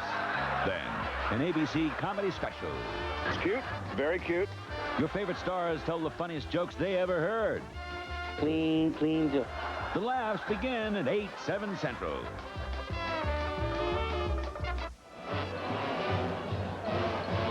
Tonight's halftime is also being brought to you by Apple Computer, makers of the new Apple IIc, a serious computer of incredible proportions. Halftime in the Orange Bowl, Dolphins leading Jets 14-10. More football very shortly, but first more highlights. In the National Football Conference, division titleists San Francisco and Chicago are in the playoffs. 5 teams, the Giants, the Cardinals, the Redskins, the Cowboys, and the Rams fighting for the remaining 3 spots. Important to remember this about all 5. Each controls its destiny. Any of the 5 which wins its 3 remaining games is in the playoffs. And we're going to take a look now at Washington, a team which has made it into the last 2 Super Bowls and is still in playoff contention this year, despite the longest injury list in the NFL. Before yesterday, the Giants hadn't come from as many as 2 touchdowns down to win in the second half since 1972. So when Bill Kenny hit Carlos Carson for this 34-yard touchdown with 9:18 to go, and put the Chiefs on top 27-14. It looked as though New York was about to drop out of the first-place tie in the NFC East. But Bill Sims came back with a touchdown pass to Bobby Johnson. Then, with just over 2 minutes to go, this game winner to tight end Zeke Mowat. For years, the Giants have been searching for a competent tight end. Last year, they drafted 2 ahead of Mowat, signed him as a free agent. He has solved the problem. The Washington Redskins had to go most of the day yesterday without John Riggins, who didn't play after the first scoring drive. But rookie Keith Griffin filled the gap on the ground, and Joe Theismann had a terrific day in the air. Charlie Brown was back after 8 weeks out with a fractured ankle. He caught this touchdown pass that made it 24-0 Washington in the second period. And with Brown back in the lineup, Art Monk will be even harder to stop on the other side, as he demonstrated yesterday with 11 catches. You'll see the Skins Thursday night against the Vikes in Minnesota. Tuesday, Paper Dolls at its new time, 10/9 Central. Lauren Hutton joins television's hottest cast. Every week, Morgan Fairchild, Lloyd Bridges, and Lauren Hutton. The Empire of Paper Dolls at its new time, 10/9 Central. Tomorrow. An ABC News Business Brief, brought to you by Federal Express. Now from New York, Dan Quartz. Good evening.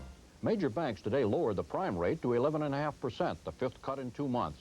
Texaco says a one-time fourth-quarter charge will reduce its profits by $765 million. GM is recalling 3 million 1978, 79, and 80 cars because of possibly faulty rear axles, and Ford is recalling 500,000 1984 and 85 models that may have misaligned rear wheels. Treasury Secretary Regan today presented President Reagan a modified flat-rate tax plan that eliminates most deductions. Now this. Next time you need a copy of something and overnight is just not fast enough, here's all you have to say. Zap it to me! On New York financial markets, stocks fell 8 points, interest on T-bills edged up, gold plunged $9 to its lowest level in 2.5 years, and the dollar was sharply higher. That's Business Brief. I'm Dan Quartz.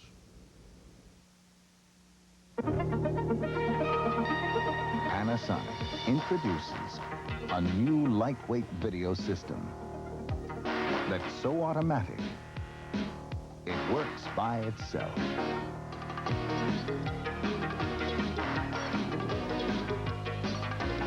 The Panasonic video camera focuses by itself, adjusts for changing light by itself, even works in extreme low light all by itself. This Panasonic VHS recorder connects almost by itself and plays back a jitter-free picture in slow motion and stop motion. Put in a pre-recorded movie, and this Panasonic gives you hi-fi sound through your stereo. Sound so far superior to ordinary TV, it stands out by itself. Panasonic Video Systems, just slightly ahead of our time. Unarmed man shot by police. Details tonight. Halftime activities winding down. Miami over the New York Jets 14-10. This ABC Sports exclusive is being brought to you by Nissan. We're changing our name from Datsun to Nissan, known for high-quality cars and trucks for 50 years. Datsun is now Nissan. And by Budweiser, the king of beers. Reach for that distinctively clean, crisp taste that says Budweiser. For all you do, this Bud's for you. And by Skoal Long Cut, the smokeless tobacco that makes it easy to enjoy tobacco without lighting up. Easy to use, with the great taste that could only come from Skoal. And by Radio Shack, your Christmas electronics store. Set to go from the Orange Bowl. The Jets dominant in the first quarter, and Miami finally getting on track. They now lead 14-10. The Jets will kick off. Pat Leahy bangs it. Deep is Fulton Walker, but Leahy once again taking advantage of that prevailing wind blowing from the open end here in the Orange Bowl. Miami will have a first down. They'll be working against the wind thus far in the first half. Dan Marino was 10 of 17 for 109 yards, 2 touchdowns. He now has 34 on the season. He is 2 away from tying the record of Wyatt Tittle and George Blanda touchdown passes in a single season. He's 3 away from a new NFL record. The youngster who came up 27th pick a year ago has had a remarkable career already. Took over a year ago in the 4th game, and it has been downhill all the way for this youngster. So much poise. On first down, Marino with that quick release to Bruce Hardy. And Hardy out over the 35-yard line. First down on the first play, a 17-yard pickup. Well, they had the Jets a little confused on that play. If you'll look at 87 and 84, 84 is Hardy, 87 is Johnson. They're both tight ends, and they did a little crisscross on one another. But that was so pretty. He had that ball up. As soon as Hardy uncovered, he was there. 37-yard line. Hardy now 5 receptions on the night as Marino has worked well to the tight ends. Woody Bennett, single setback for the Dolphins. Marino, again, a brilliant shot. It goes to Mark Cooper. He'll have a first down out at the 47-yard line. We saw a little bit of this right before the end of the first half. It seemed Miami was getting their offense untracked a little bit, but boy, these first 2 plays, he is zipping that ball. Duper just makes a little move to the outside. You see right beyond that first down marker, get those feet down and go out of bounds with another first down. Ball was practically caught for him. It really was. First reception of the night, Mark Duper. First down at the 47-yard line. Woody Bennett, single setback. This is Bennett. Yeah, they got Mark Gastineau inside again. And a flag goes down. We could have a face mask. The ball at the 33-yard line. Another Dolphin first down on a gain of 19 yards. 17-yard pickup, 11-yard pickup, and now 19. Well, you can blame Mark Gastineau if you will. I think you're wrong. We see the call there. Definite face mask. Rusty Gilbo, you'll see number 94. Watch him now. His job is to stop the run out there, and you'll see him way out here getting held by Cleveland Green. The officials missed that one. And there's the face mask. Darrell Ray getting the hand in. The first down now at the 28-yard line. The Dolphins 11-1 on the season. They've clinched the AFC Eastern Division, but they know if they win tonight, they win against the Raiders next week, then Indianapolis, then the Cowboys. They will be in the playoffs as long as they last, right through the AFC Championship game. That's what they want. They play better here in Miami. Look out. White flag. Yep. Flag is down. Clayton and Davlin Mullen were mixed up at about the 10-yard line, and the flag drops. Well, you saw something happen on that play that Mark Clayton and Mark Duper will do as well as any receiver in football. They can adjust to the ball. He didn't catch the ball, but he made a nice adjustment to the ball. He knew where he was. He realized the only way he can keep him catching this ball if Mullen interfered with him, and that's exactly what Mullen did. He was pushing with that left hand. They were right on top of it. The first down will be at the 7-yard line. First down, goal to go. It's amazing. These kids have been in the league just 2 years, and they run such precise patterns. They catch the ball well, and they can adjust to the ball, and they're noted as speed receivers. They've also got they've always learned how to fake that. You see him falling back. Hand is, I'm totally out of control because I've been violated. Well, I think he was going to catch the ball if he wasn't pushed. Get the feeling Don Shula had a few words with the boys at halftime. They have come out smoking offensively. We have yet to see, however, they're wide open. Into the end zone, it is Dan Johnson, the tight end. That is touchdown pass number 35 for the season for Dan Marino. We mentioned at the top of the show, tonight might well be the night that he goes into the record book as the man who has completed more touchdown pass in the single season than any other player. A little banana route to the outside, but look at that ball. Just as he makes his turn, that right there on stride, man, he can throw the ball. Oh, that's fun. They didn't waste much time, did they? Dan Marino now one away from the record of Y.A. Tittle and George Blanda. Y.A. setting his mark in '63 with the Giants. Joe Walton, the coach of the Jets, caught several of those. And, of course, George Blanda did it in '61 with Houston. Von Schaman. And the Dolphin lead is extended.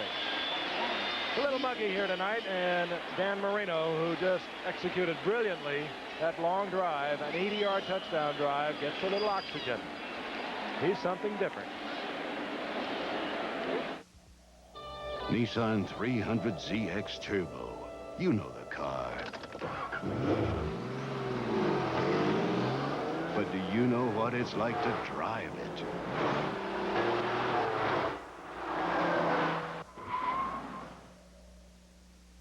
Now you know. Once you get inside a Z will get inside of you. Come alive, come and drive. Major motion from Nissan. It's your Datsun dealer. There's a style in your life no one could ever deny. You're on your way to the top, and along the way, you've always known just who you are. Where you're going, you've always known it. Where you're going, it's make a love. Where you're going, it's exceptionally smooth Michelob. Where you're going, it's make a love.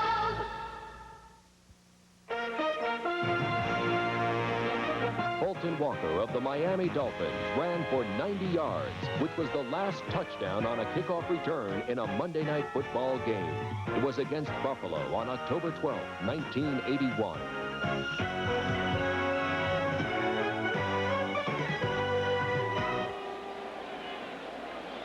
That's what we've been talking about. Dan Marino now the third best touchdown passes for a single season. Set to kick off Von Schaman.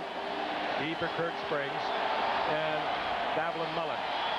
Springs 21, Mullen 20. Crowd back into it. Dolphins came out like the Dolphins. They like to think that a representative of the Dolphins scoring on their first drive. Here comes Mullen. Mullen with a good move at the 20, gets out close to the 25-yard line, and it'll be the first possession for the Jets. And Ken O'Brien will once again open at quarterback. Reminder, special night coming for you. Thursday night, we'll be with the Washington Redskins at Minnesota. And then 1 week from tonight, we'll watch Walter Payton with the Chicago Bears go against the San Diego Chargers out in San Diego. And then, just as a thought, 2 weeks from tonight, we'll be up in Pontiac, Michigan. The Raiders will be there for Detroit. And we'll start telling you earlier, it's going to be an 8 o'clock Eastern time for that game. Coming up here on ABC. First down at 10 at the 25-yard line. The Jets. Freeman McNeil. And McNeil getting out to about the 29-yard line. A gain of 4. It'll be second down and 6. McNeil needed 18 yards opening this half to replace John Riggins as the top rusher in Jet history for a single season. He now needs 14 for that mark. Scoring drive started at the 20, remember, following the touchback, and then there was a pass interference penalty that carried it down inside the 10. Yeah, the face mask penalty. You see 2 penalties there. Didn't take them long, though, did it? Minute 13 seconds. Second down and 6. Freeman McNeil is banging out to about the 33-yard line, short of the first down by a couple. It'll be third down and 2. Well, the Jets offense has played a super first half, and they just have to ignore what is happening to the defense right now and get back to what they were doing in the first half, and that's controlling the ball. And unfortunately, they had 1 drop pass in the end zone. They would still be very much in this ball game, but if they can score a touchdown on this drive, and more importantly, get the first down now to keep their defensive team off the field, they can stay in this football game. Third down and 2. Cedric Minner, and Minner hit hard by Mark Brown. It'll be dependent on where they mark the ball. It's going to be very close. I think he's got it. They give him the first down on the yard stripe itself. He is over the 35-yard line. And the first down mark, as you can see, just inches beyond. So it's first down Jets to keep the drive alive. That was good defensive play by Brzezinski and Mark Brown that time. As you look at Mark Gastineau. You know, the remarkable thing, he didn't even get a chance to work out the first 4 weeks of the season. And to show you what kind of an athlete he is, he was, of course, embroiled in a legal proceeding involving an incident at Studio 54 in New York, where he was charged with misdemeanor assault, which he was convicted on a short while ago. We'll tell you more in a moment. On first down, O'Brien shoots one out to Bobby Humphrey. And that's very close to another Jet first down, right in front of William Judson. Gastineau, tied up in those court hearings, did not have a chance to even work out with the team, nor did this man, Ken O'Brien, who was acquitted of those same charges. And Gastineau, part of his sentence is to provide 90 hours of community service in the New York area. I think it didn't bother Mark much, but I really do think it set O'Brien back a little bit, Frank. Oh, he couldn't work at all with the team. First down to the 46-yard line for the Jets. Freeman McNeil. Hey, I like that move. Good running by McNeil as he gets into Dolphin territory near the 49-yard line in the arms of Charles Bowser. They seem to stick with that game plan that they started with, O.J. They Yes, came they out are. to run. When you got a back like this, you saw him get trapped in there, and he just hopped, just changed his position on the football field. It was like a cat on a hot tin roof. Just jumped outside and picked up another 5 yards. Unofficially, Freeman McNeil has now tied the Jets' all-time season record for rushing single season. That set by John Reagans at 1,005 yards back in 1975. He's 93 yards on the night. Second down and 2. Ball inside the 46-yard line of the Dolphins. The Dolphins leading 21-10. O'Brien, deep drop. There he is. A lot of time. And O'Brien gets it into Rocky Clever. And the youngster from Montana with a 15-yard pickup provides the Jets with another first down. Not taking anything away from Freeman McNeil, Frank, but you know how I'm into statistics and things like that. But the record he broke happens to be the lowest of any team in the National Football League for a team record of rushing. It was 1,005 yards in one season. Johns went on to exceed that, of course, with the Washington Redskins, but that was the standard and still is right now. McNeil tied with John Riggins at 1,005 yards. And McNeil hit at the line of scrimmage by Brudzinski. He might have got a yard out of it. And it's sort of a historic yard if he does, because that will be a new Jets record for a single season. So they give him a yard. It's second down and 9. And Freeman McNeil has unofficially broken the record, the Jets single season rushing record set by John Reagans in 75. It's interesting that you mentioned this is not that impressive of a record, but if you look at many of the records by the Dolphins, the 13 touchdowns for a season, for instance, they're not too impressive. It's a testament to the fact that the Dolphins are a team football team. They play team ball and they spread it around. That record, of course, by Mark Clayton. Look out, boy. O'Brien lets his arm, but he gets it out to McNeil. McNeil with a really good move. Did he ever?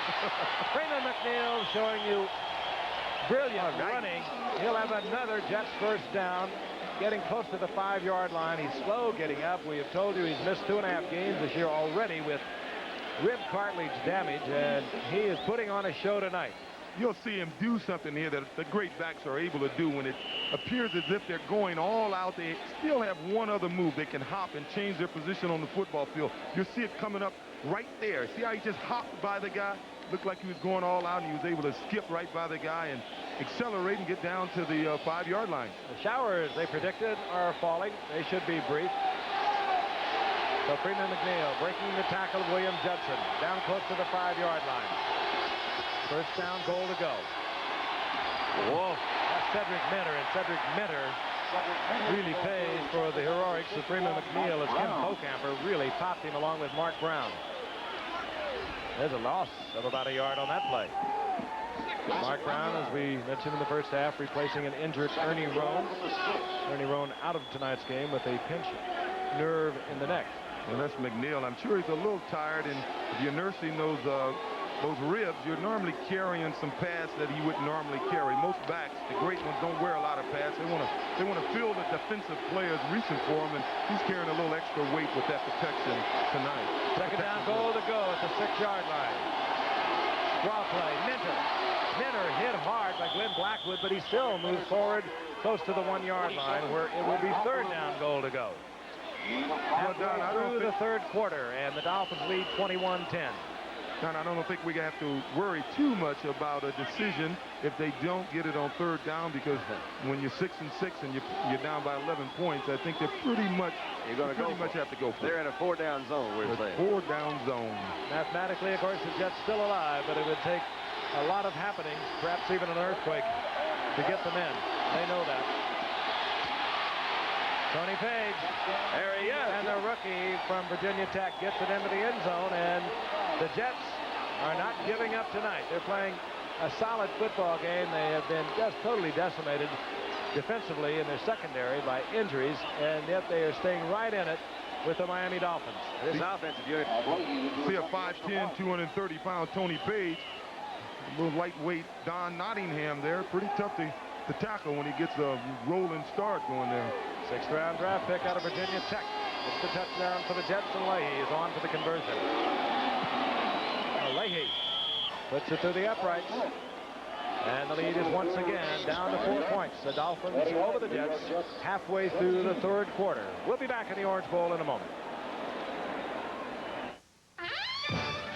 IBM presents You Make the Call. Hugh Green of Tampa Bay heads for the corner and crosses the goal line with his feet inside the pylon, but while holding the ball above the pylon. Now you make the call. Is this a touchdown? Some people think the IBM PC Junior runs only about this much software. The truth is, PC Junior runs over 1,000 of the best, most up-to-date programs, including powerful new cartridge programs like Lotus 123. And with PC Junior's new memory expansion attachment, it can run well over 1,000 more programs. PC Junior from IBM, the computer that's growing by leaps and bounds. What call did you make? The pylon is considered out of bounds, and if the ball does not break the plane of the goal line inside the pylon, it is not a touchdown. An exciting CFA doubleheader. First at 12 Eastern, number 11 Auburn guns for a Sugar Bowl berth against Alabama. Then third-ranked Florida tackles number 12 Florida State Saturday on ABC. Tony Page, the rookie from Virginia Tech, took it in from 1 yard out. Big man, 5'10", 230-pounder. They drafted in the 6th round looking for blocking skill. He just got a key touchdown to draw them to within 4 of the Dolphins. Leahy kicks away. Fulton Walker is deep. And once again, with that prevailing wind, there will be no return. We were not told that Bocamper was injured. He obviously was hurt in this Bob Baumauer. Bocamper, we saw them earlier working on his shoulder, but this is Bob Baumauer. He came in tonight with a very sore knee, and now he has a wrap on his ankle. And they would really be hurt if they lose Bob Baumauer, one of the fine nose tackles in football. Pro Bowler, as you can see. We'll try and get more information for you when we return to the Orange Bowl in Miami.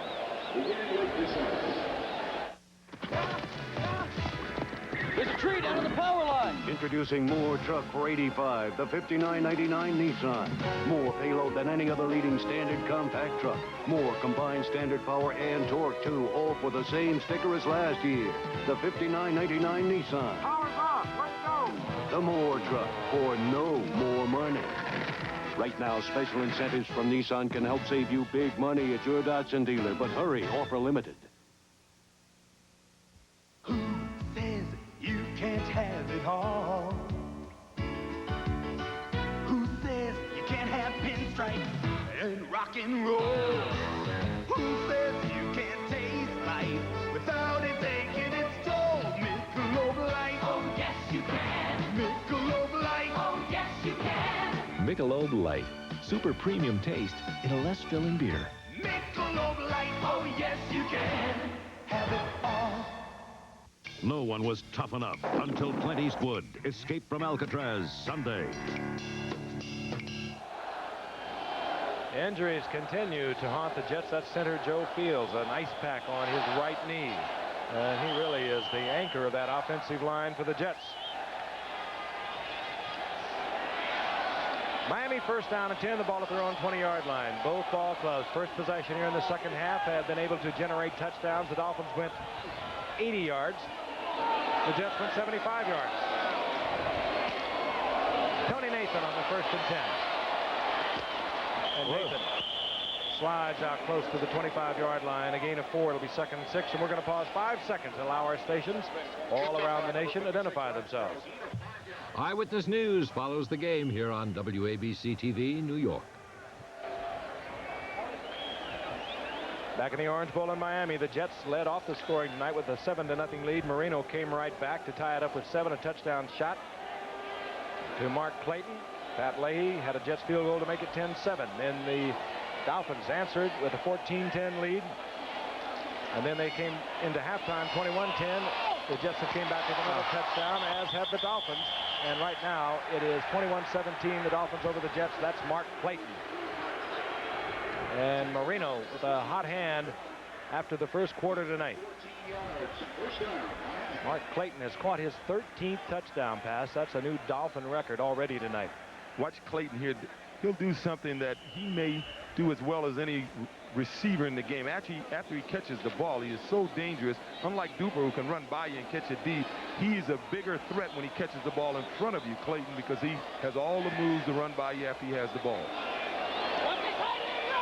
39-yard line, first down and 10. The Dolphins.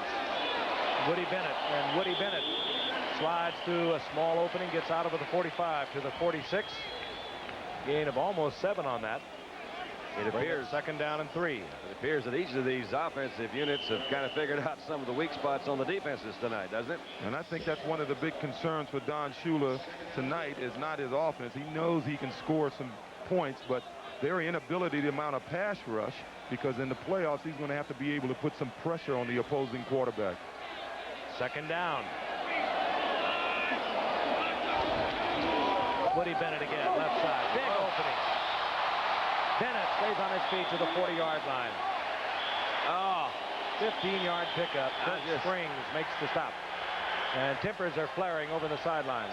I think Russell Carter just made a huge mistake. Cooler heads are prevailing. Cleveland Green, the offensive tackle, in their soothing ruffled feathers.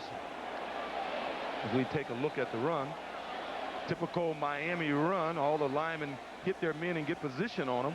Big hole there, wasn't it? Position blockers, big hole over there. Actually, they got Klecko outside, and they were able to get the big run. I think Russell, as you mentioned earlier, number 27, made a big mistake because he got the best of the exchange with Duper.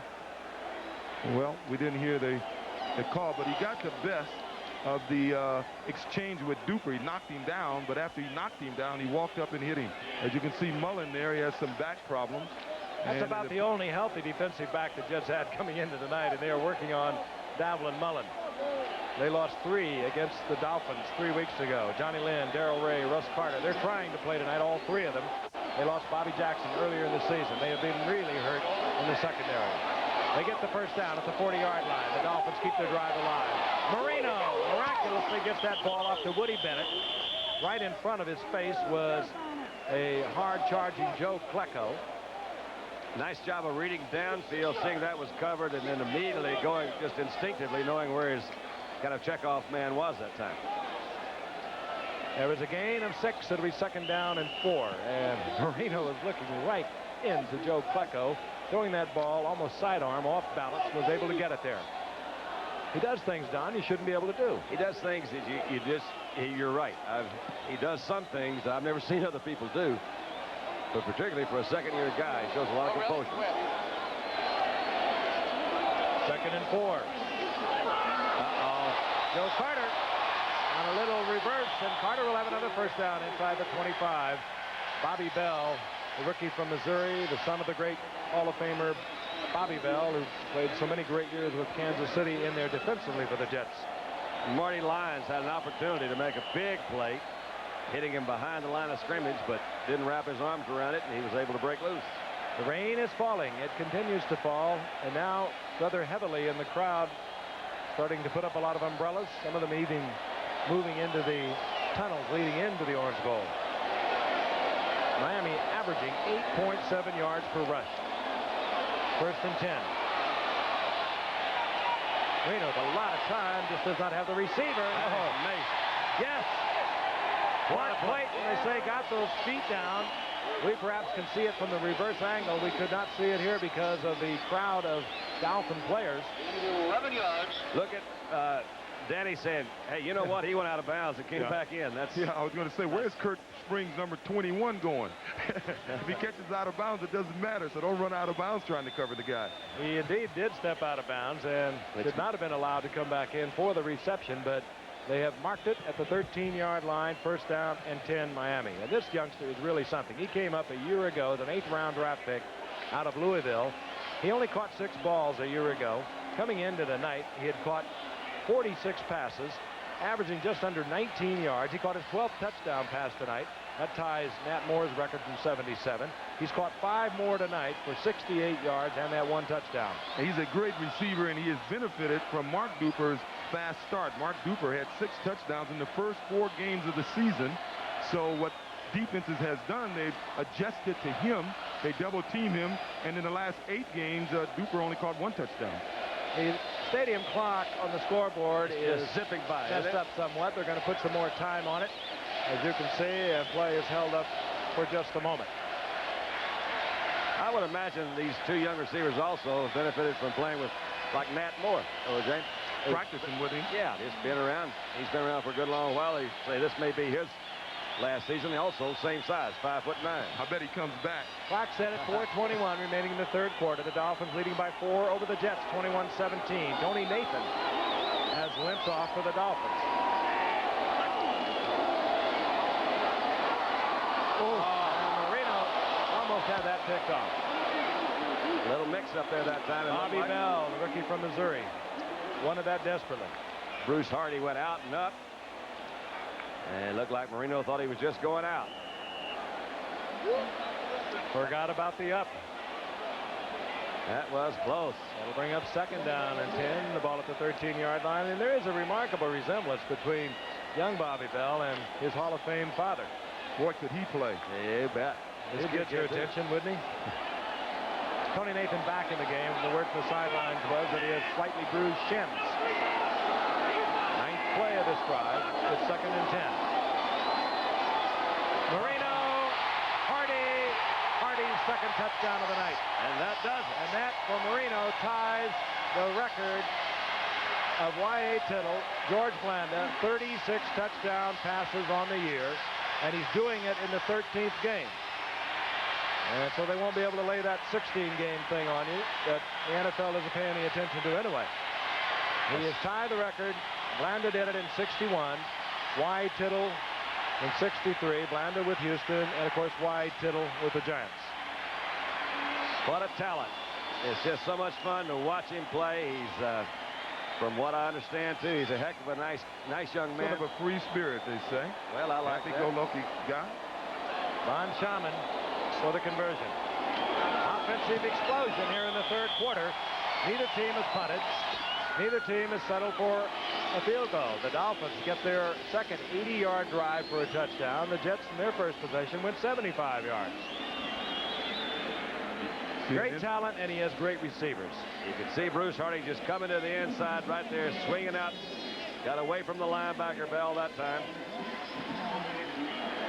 Young Bobby Bell, the rookie from Missouri with a lot of potential, gives up the touchdown to Bruce Hardy. 4 touchdown passes by Dan Marino on the night.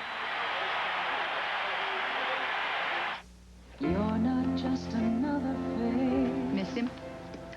I've been gone 3 days, but it seems like 3 weeks.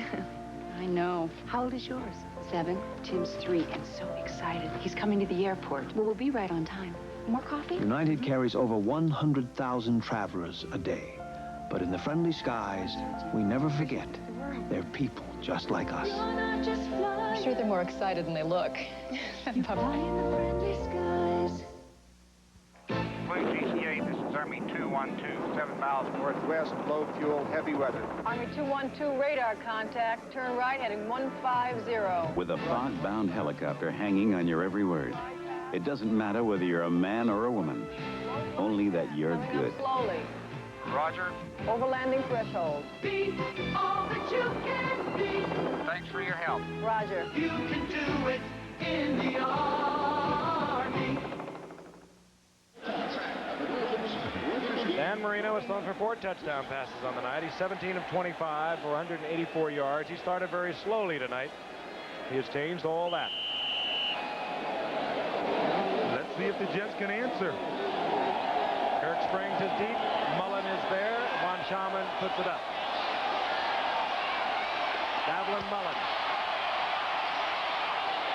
Traffic slowed him somewhat, and he's nailed as he moves over the 22-yard line. Only a 10-yard return. And let's take another look at another lengthy scoring drive. Following the touchback, Miami now has twice gone 80 yards to score here in the third quarter.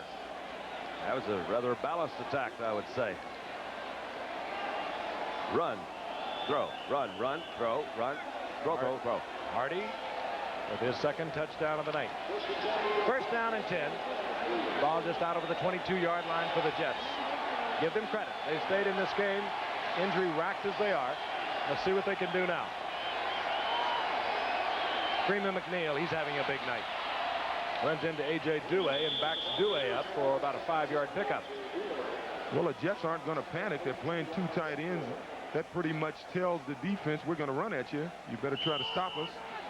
And they've gotten what we call positive yardage on first down. Anything that is 5 yards or more is you sort of won that little battle on first down. Oh, a lot of New York Giants are watching these Jets tonight because they will get it on Sunday at the Meadowlands. And the Jets will close with Buffalo and Tampa Bay. It looked so good a few weeks ago when they were 6-2, but they have lost 4 straight. Handoff is Tony Page and the big rookie from Virginia Tech, moving up close to first down yardage. It's going to be a long trip for the Giants next week. They've got to go all the way across the field. They're the visiting team, aren't they, in the Meadowlands? Play at the Meadowlands now. Yeah. How about them Giants? Came back, won a good game yesterday. Speaking of Giants, there was a young man I played with. He's growing old right in front of our eyes. I told him before the game, I said, you used to be younger than me. He said, I was a lot younger when this season started. I think he felt coming into this season he was going to have the opportunity to quiet his critics from last season, but unfortunately, as they just have a first down, unfortunately, with all those injuries, as they told us today, out of the 49-man squad, they have 24 guys that have. They gave him a day off, and 24-49 came in for treatment. Yeah. Joe Fields, by the way, is in the lineup for the Jets. If I failed to mention that, we saw him earlier with an ice pack on his knee, but he's back out there, and he really is the leader of that offensive group. And as is Dwight Stevenson for the Dolphins, both fine centers tonight. First down at the 32-yard line. That's the time remaining in the third quarter. The Dolphins leading 28-17. Freeman McNeil, right side, and he just pulls into Bob Brzezinski. Gain of about a yard. It'll be second down and 9. Once again, CFA college football coming your way 12 o'clock Eastern this Saturday from Birmingham, Alabama. And it's going to be an interesting doubleheader afternoon featuring 2 Southern rivalries to kick it off, starting live at 12 o'clock Eastern. Number 11 ranked Auburn, looking for a Sugar Bowl berth, goes against intra-state rival Alabama. And at 3:30 Eastern, number 3 ranked Florida gets it on with number 12 ranked Florida State. You'll see it right here on ABC on CFA college football. Keep in mind, with a victory over Alabama, Auburn will go to the Sugar Bowl and meet Nebraska. 2nd and 8, and McNeil is piled up. He might have got back to the line of scrimmage. Whoa. Kim Bocamper once again. Bocamper really did a job. He came through there. Can't bring him back. Deborah's got him. Deborah has put Mr. Namath on the shelf. Wonderful gal. I met her the other day. She really is bright. She's sure pretty. And Joe is sort of settled down. Sort of. 3rd down and 8. That's what he said.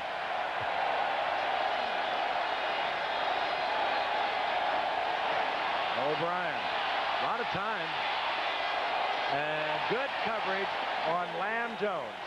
Good coverage provided by William Judson on Lamb Jones, and we'll see the first punt of this second half.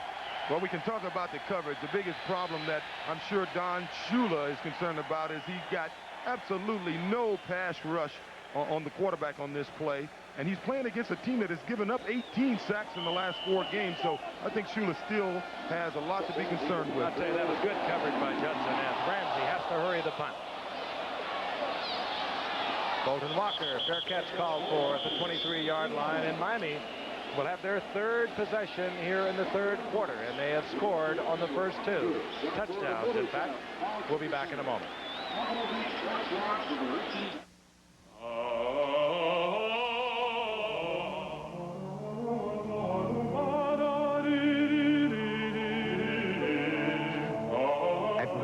We make computers that not only enhance individual performance, but work in harmony with one another and compatibly with our competitors to bring out the brilliance in all. Wang, we put people in front of computers. It took world-class technology to create a new world-class sedan. Introducing the all-new Maxima GL from Nissan. A world of room, functional luxury, and performance. The power of a 3-liter fuel-injected V6. Maxima GL, a world-class sedan that doesn't cost the world. Come alive, come enjoy.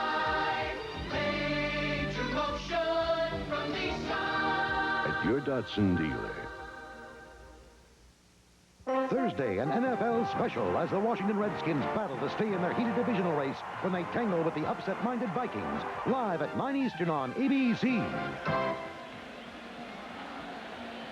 Back in the Orange Bowl, a capacity crowd. Game blacked out of Miami. The sellout occurred after the 72-hour ruling.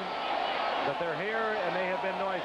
The Dolphins leading the Jets 28-17. They have a first down and 10. The ball near their 24-yard line.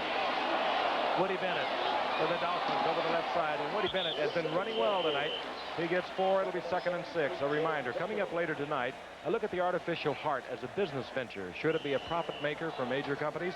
And could it mean that only the rich can afford the operation? That's tonight on Nightline, following your late local news on most of these ABC stations. And then tomorrow night, Nightline has arranged an exclusive interview with Libyan strongman Muammar Gaddafi. That'll be tomorrow night, and that, I guess, is one way to characterize him. Scary is another. 2nd down and 5. Dolphins have not punted in the second half. Marino, one of the rare mistakes, pulling away from center Dwight Stevenson, leaves it there, plops on it. It'll be 3rd down and 4. It's a fairly errorless free game, hasn't it? 3 turnovers, very few penalties. That's fun to watch. I like that kind of football. Miami Dolphins will not get a playoff here in the 3rd quarter as time is running out. They lead the New York Jets 28-17, and we'll be returning to the Orange Bowl for 4th quarter action after this word from our local stations. Wednesday, an international incident exposes the shocking truth about Blake. A human being is dead because of you. On Dynasty, then on Hotel, Peter's new love has the evidence to destroy a national hero. That was an accident. With special guest star Andy Griffith. Wednesday. Imagine if you couldn't advertise in the 9X Yellow Pages. You could end up talking to a lot of people who are just looking. Just looking? Just looking. Just looking. Just looking. Just looking. Just looking. Fortunately, the 9X Yellow Pages gets you serious customers because 4 out of 5 people who pick it up are ready to buy. They're not just looking. 9X Yellow Pages for New York Telephone. Where would you be without it? Panasonic is about to amaze you. Watch.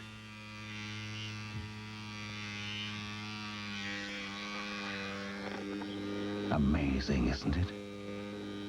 Now, whether you prefer shaving wet or dry, the Panasonic Wet Dry Rechargeable will make shaving close, clean, and comfortable. And now there's a wet dry shaver for women, too. Tonight on Eyewitness News, after the Jets game, the story of a mother who thought her daughter was dead and buried, but was not. And the New Yorker raised more than $2 million in just one night. General Hospital's Laura, tomorrow, 4:30.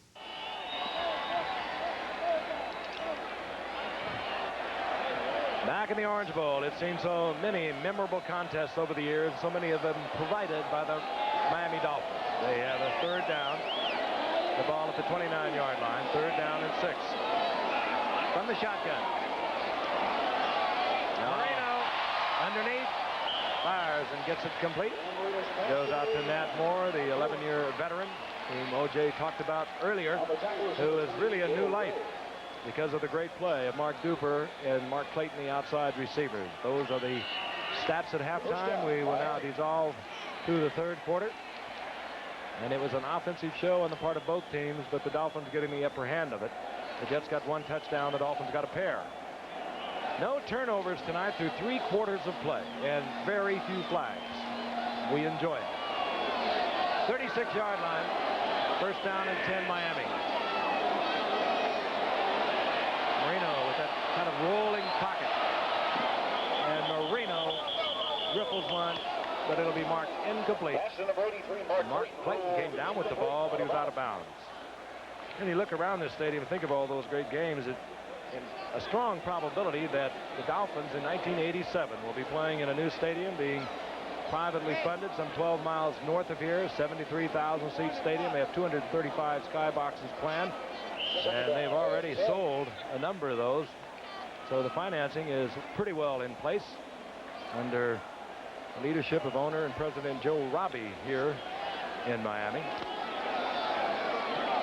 So, Dolphins are committed to the season of 85 and 86, and it probably will be that they will be moving north in 1987. Second down and 10. Marino stays in the air.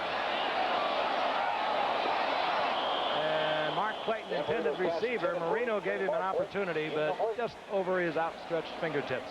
Let's take a look at the AFC picture. Remember, the Dolphins are 11-1. They know with a win tonight and a win in their final 3 games, that being the Raiders, Indianapolis, and the Cowboys, that they will be in the driver's seat as far as the home field advantage. There you can see the asterisks. They have clinched their division. The other contenders now, the Raiders, of course, still very much alive. New England very much alive. The Jets mathematically, as I mentioned earlier, they probably need an earthquake. And Cincinnati and Cleveland, they are also not totally eliminated. But you've got the Raiders and the Cowboys are probably going to be coming in here. Their hopes are going to be alive, so that's 2 pretty tough ball games. Talk about that NFC picture in a few moments. Third down and 10. Dolphins from their own 35-yard line. Marino looking for a big one. And again, speedster Mark Clayton couldn't get there. Good coverage back there. Jets got Darrell Ray, their free safety, over there to help out the cornerback. It's interesting that Clayton now is, Frank seemed to be his favorite receiver. He hasn't thrown too many passes Mark Duper's way tonight. I think they're still giving Mark Duper probably the bulk of the double coverage. Can double cover everyone. We've seen it tonight. The tight end Hardy has caught 2 touchdown passes. Reggie Roby, and flags fly. The Jets. I love when the players start refereeing. That's so much fun. They do it so well. Yeah. And unbiased. Here's Brett Bryant. Illegal snap by the center. Well, they'll back them up. And he just lifted the ball up to make the snap. That's Jeff Taves, the center. I bet he thinks, what in the world is going on? Actually, Bruce Hardy on the snap. He really took a hammering when he lifted that ball up, didn't he? That was Fernandez Burgess, wasn't it? Mm-hmm. So now, Reggie Roby will get a chance to perform before the sellout crowd. The big second-year man out of Iowa. He loves to get a chance to freewheel on it. You said that was Fernando Burgess that hit him, took a shot at him. He's the guy, while playing for Miami, broke Jack Squirick's jaw in the preseason. Jack Squirick, the linebacker for the Raiders. He's tough. Whoa, and Roby will thrill the crowd with that one. That went out of sight for a moment. Look at that. Oh, that's putting it down there. Reggie Roby, 69-yard punt. Whoa. 6th-round draft pick last year, and that was a well-spent 6th-round pick, and tempers are flaring again. I tell you, this Fernando Burgess, he took a shot at somebody on that, and now the Jets, Miami is pretty upset. Longest punt of Reggie Roby's career, and I can attest to the fact it may well be the highest. It went right up to the rim, seemingly, of the Orange Bowl. Boom. But that is brilliant form, isn't it? Look at that follow-through. Reggie Roby, 69-yard punt, his career best. The Jets will have the ball at the 20.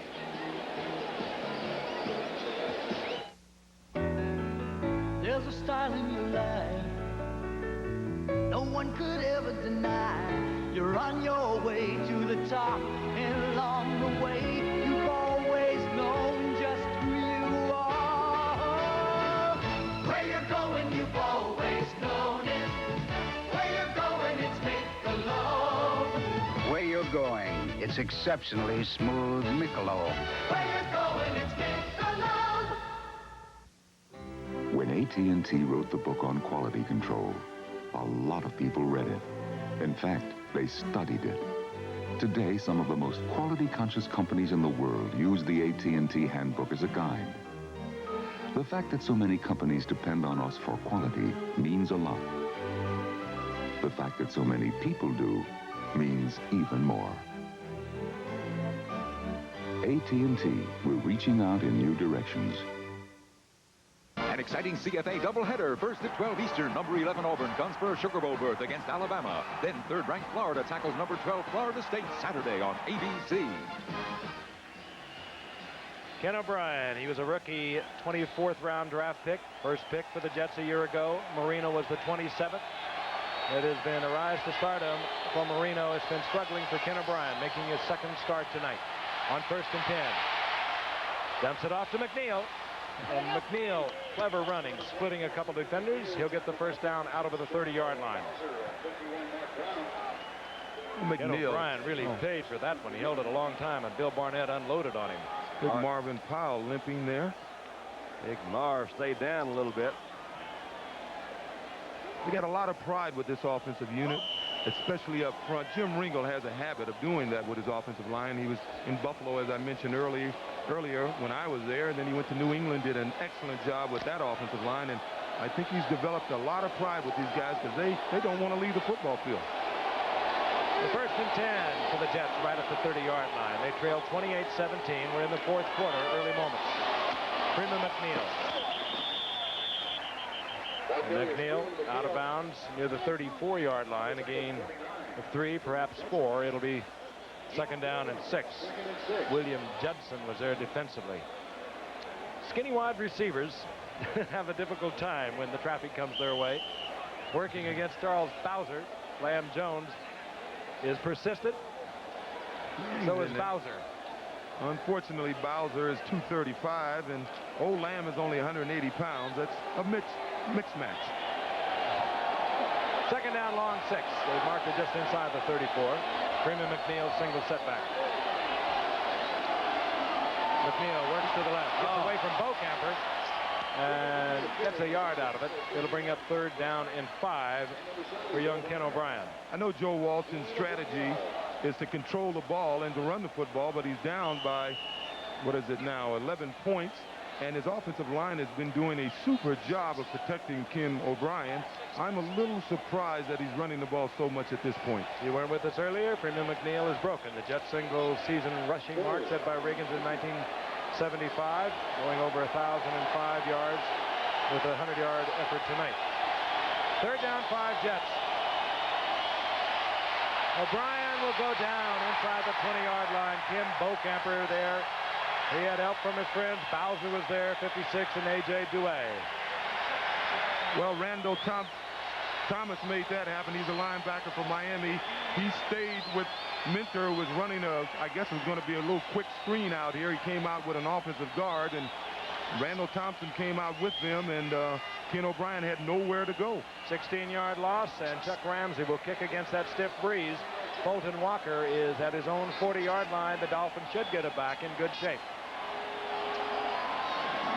Ramsey not having a good year, next to last in the AFC statistically. This time he hits a good one. Turns it over against the wind. Fulton Walker has to make the fair catch at the 35-yard line. Ramsey getting just about as much as he could get out of that one. But the Dolphins, nevertheless, will begin at their own 36. 45-yard punt by Ramsey.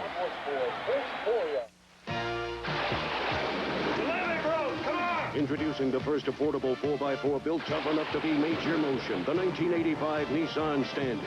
Nissan's lowest sticker-priced 4x4 with more combined power and torque than any other leading standard compact truck. Nissan 85, the new standard of 4x4s. Only the price isn't tough. Right now, special incentives from Nissan can help save you big money at your Datsun dealer, but hurry, offer limited. What keeps America going when it's 20 below? Prestone. What gets families moving when the weather says no? Prestone. Why does your car need a fresh fill of Prestone? A radiator could look this bad after just 10,000 miles of driving on weak, neglected antifreeze, while a Prestone radiator looks this good. That's the Prestone difference. What gets them to the ski slopes? The brand that stands alone. America goes with Prestone.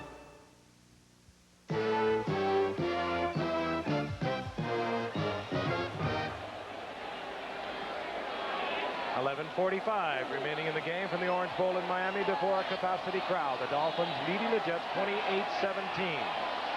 And Dan Marino having a brilliant night. 1st down and 10. That is a ladder pass. Another pass. Clayton looking to pass. Cooper is down there deep and is picked off by Davlin Mullen. Mullen's bringing it back. It's the first turnover of the night. And Mullen is run down by the tight end, Dan Johnson, but he gets it back to the 35-yard line. I think Mark, yeah, it was a good throw, but I think his primary receiver was Dan Johnson. Dan was covered, then he looked across the field and saw Duper. If he would have seen him a little sooner, I think he could have gotten the ball to him because Duper beat his man early. As you can see, he's scrambling around. He throws it out there, and Duper literally has his man beaten, but a great defensive play by Mullen. The purest coach that he is, Don Shula, will always give you a little wrinkle. And he always has a little something going, a reverse. He'll have the wide receiver, as we had just seen, throwing the ball. He'll bring in Jensen as a flanker and let him throw the ball on occasion. This time, the Jets, however, get the first turnover of the night. 1st and 10 at the 35-yard line. Freeman McNeil hit by A.J. Dewey. He'll get a couple. It'll be 2nd down and 8. They've been picking on Devlin Mullen earlier. He had cramps a little bit. He appeared to have some back problems. They were working him out over there, and he really, for a guy who's beaten, he's really done a super job of getting up there and catching the ball. Good heads-up play, too, because he gets up. Duper didn't touch him, so he made a nice return after he intercepted the ball. 2nd down and 8, the Jets. They're down by 11 points.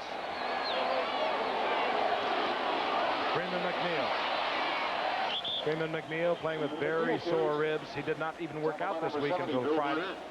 Short of the first down by a couple. It'll be 3rd down and 2. Watching him run tonight, you just have to almost marvel at another running back in this league, Eric Dickerson, now with 1,632 yards, 191 yards yesterday. He needs 371 yards to match O.J.'s record of 2003, set in 73. He needs to average 124 yards a game, does Eric Dickerson. He's been averaging 125 through the first 12. And the way he's running recently, he may break it next week. 3rd and short. O'Brien. And well covered out of the backfield. Cedric Minter was picked up by William Judson, who's played a fine football game tonight at the corner for the Dolphins. It's too bad the Jets, it appears as if their receivers don't run many option passes, because you had Rocky Cleaver going down the middle of the field. He had one-on-one coverage, and if he would have gone to his left or his right, he would have been wide open. But I guess they coach these guys to go with a pattern and stay with it, and he was covered. Chuck Ramsey to punt. A flag is down. It's off the foot of Ramsey, and I mean that got about over the line of scrimmage before it took off the foot, and there's a hassle breaking out once again. It's going to be Fernando again. Burgess, he's a hitter. Now, as I said, he broke Jack Squire's jaw in the preseason. He cracked back on him as we wait to hear the call. He was a quarterback. You know, he's a rookie. He was with Miami then. He was a quarterback at Morris Brown. Tough guy. Aggressive quarterback. Flag was down at the line of scrimmage. Referee Fred Wyatt sorting it out. Preliminary indication against the Jets.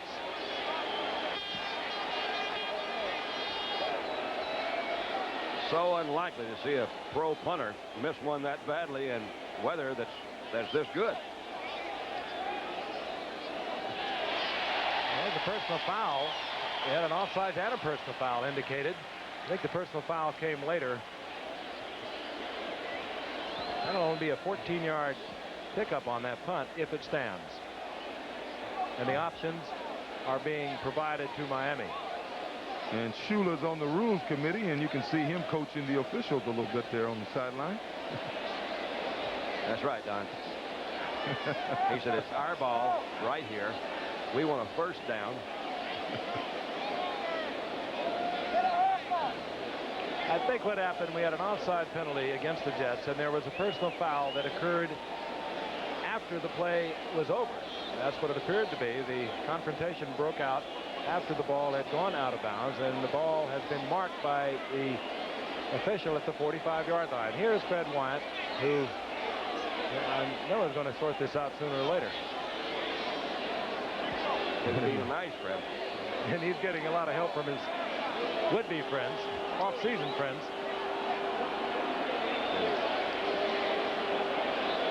Options now, once again, being provided to the defensive captain on the field, not offensive captain, rather, Dwight Stevenson. He says, we want the ball at the 45. So here is Fred Wyatt's call. Offside, offense, number 46, Personal foul, offense number 46 before the kick. Both refused. First down. Hey, go ahead, Fernandez. Burgess, he covered all bases. He was offside. He got the personal foul. The kick was off the foot of Ramsey. 13-yard pickup. The Dolphins have it back at their own 44-yard line. 10:01 remaining in the game. I think he was offside, Frank, because he wanted to get to somebody. He got down there. Yeah, he used to play with these guys and get cut by a team, and you're that aggressive. Well, hey, maybe a few guys he doesn't like. Still has no place in the game, quite frankly. It doesn't help. Obviously hurts. It will always be there, though. As long as they're hitting each other, somebody's going to get mad. On 1st and 10, Woody Bennett. Bennett having a good night. He kind of is in the shadow, really, of the outside receivers and Dan Marino. And there is Burgess. He better keep that helmet on even when he's on the sideline. Hey, well, you know what? He was a quarterback, and they're not letting him play quarterback. He's a rookie. He's a free agent. The only way he's going to make the team is to be aggressive, and he's certainly being aggressive. They were saying earlier today he volunteered to play linebacker for the Jets. When he first got up there, had a couple of them hurt. He's not going to play. Woody Bennett is quietly reeled off 75 yards rushing for the Dolphins tonight. 2nd down and 7. Marino. Nathan. Boom. Nathan hit right at midfield. He gets a couple of yards out of it. It'll be 3rd down and 5. And reminder, ABC's Wide World of Sports, Saturday, December the 8th at 5 o'clock Eastern Time from New York City. International Professional Figure Skating Championships from Madison Square Garden. ABC's Wide World of Sports returns December the 8th with the International Professional Figure Skating Championships from the Garden. Wide World of Sports will be seen at 5 o'clock Eastern and Pacific, so don't miss it. The return of Wide World of Sports. That's a week from Saturday, December the 8th. 3rd down and 5. The ball resting right at midfield. 8:45 and the clock is moving here in the Orange Bowl. As the Dolphins moving closer to a 12-1 season mark. Marino trying to get it into Joe Rose, incomplete. And Lance Mell, one of the fine pass defenders at linebacker in the league, was right there with Dan Rhodes. He really Joe was. Rose. Good job by Lance Mell. He's a fine football player. Remember the playoff game against the Raiders a couple of years ago? Yeah. A couple of interceptions late in the game that saved the victory for the Jets. Led this team in tackles the last 3 years, and he's leading the team in tackles this year. Second with sacks for the Jets. It's funny, he has 123 tackles, and he leads this team. And on the other side of the line, you're looking at the leader of the Dolphins at only 55, and that's Bob Brzezinski. Here's Reggie Roby again. That high drop, hangs it up there, looking for the coverage. Springs has to make the fair catch call. That ball hung up there, I don't know how long, but it was extraordinary. So the Jets are in the hole again. They'll start at their 10-yard line. Only a 40-yard effort, but it really paid off. Some make greatness look simple, like the great Gretzky and Canon's new vision of photography, the inspiring T70. With the pure agility, the complete versatility of touch button control and 3 distinct program modes. Now, Canon makes it simple to handle any shot. The inspiring Canon T70. It makes the great shot simple.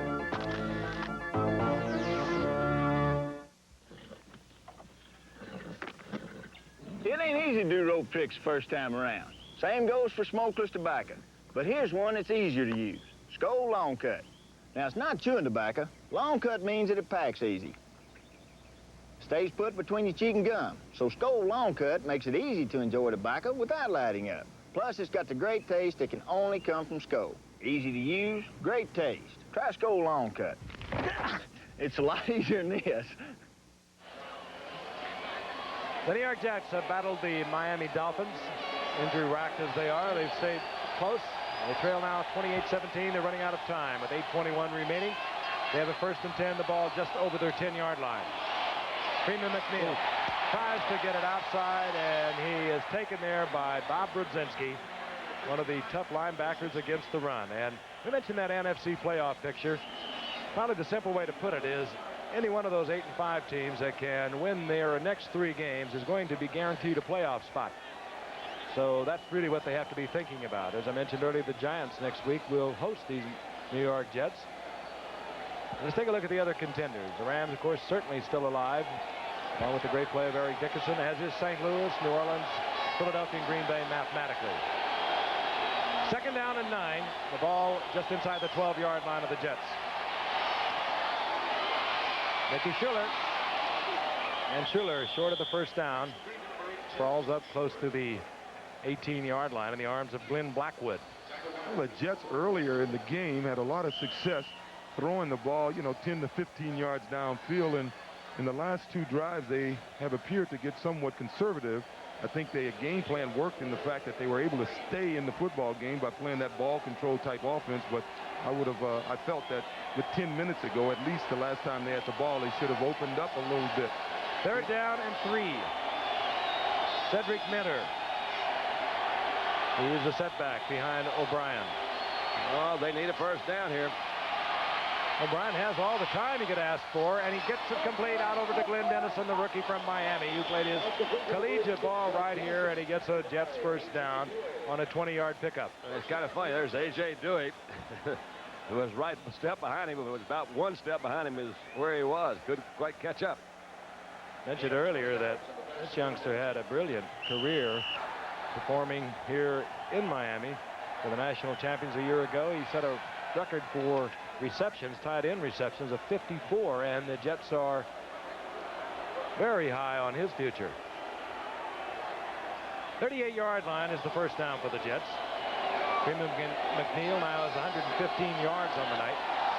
O'Brien fires one in there to Lamb Jones, who I think was going to run with it before he had it tucked away. Well, the result's another drop ball. Mentioned the problems in the secondary of the Jets. They're without Wesley Walker tonight. A quad muscle in his leg. We heard a lot about that quad muscle this morning, didn't we? Yeah, we did. The Jets have so many players with quad muscles. We finally asked him about Derek Gaffney at the end of a little get-together with him this morning, and they were almost embarrassed to tell us that he went on IR with a quad muscle. Look out. Second and 10. Bowser is all over O'Brien, forcing the errant throw. Pressure on the youngster, making his second start as a Jet. Did not throw a pass in the first 7 games of the season. Had that remarkable career at the University of California, Davis, passing for nearly 3,000 yards out there as a senior, 23 touchdowns, only 8 interceptions. But as Don mentioned earlier, he was a surprise first-round pick a year ago by the Jets, who overlooked Dan Marino. They took this youngster, O'Brien, the 24th player in the draft, and left Dan Marino for Miami. They took him in the 27th pick. Third and 10. Cedric Minter, he'll be short of the first down by about a yard, and one would suspect the Jets, with 5:50 in the clock moving, will go on 4th and 1. Yeah, I don't think there's much to discuss here when you're playing against, you're down by 11 points and you're playing against a Dan Marino, and it's 5 minutes, 38 seconds to go in the football game. And you're 6-6 for the season. Easy call.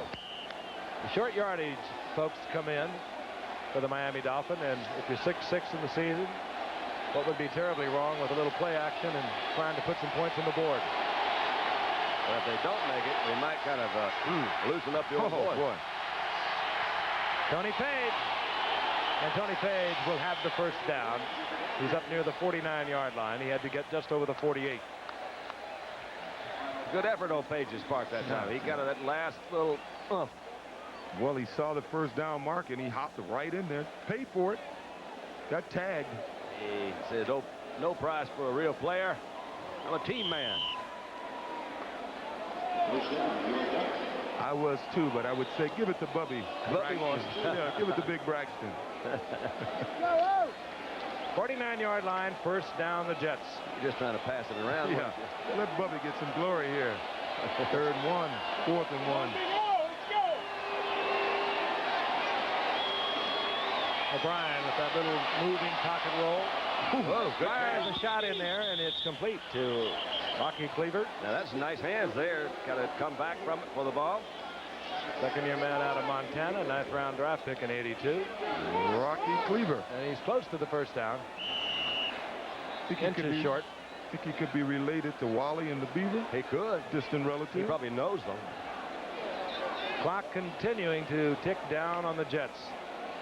They trail by 11 points, 28-17. We're inside 4 minutes. Second and short. O'Brien. Oh, tries to get the screen to Tony Page, and the rookie from Virginia Tech was thinking run before catch. I can't do everything. I got you first.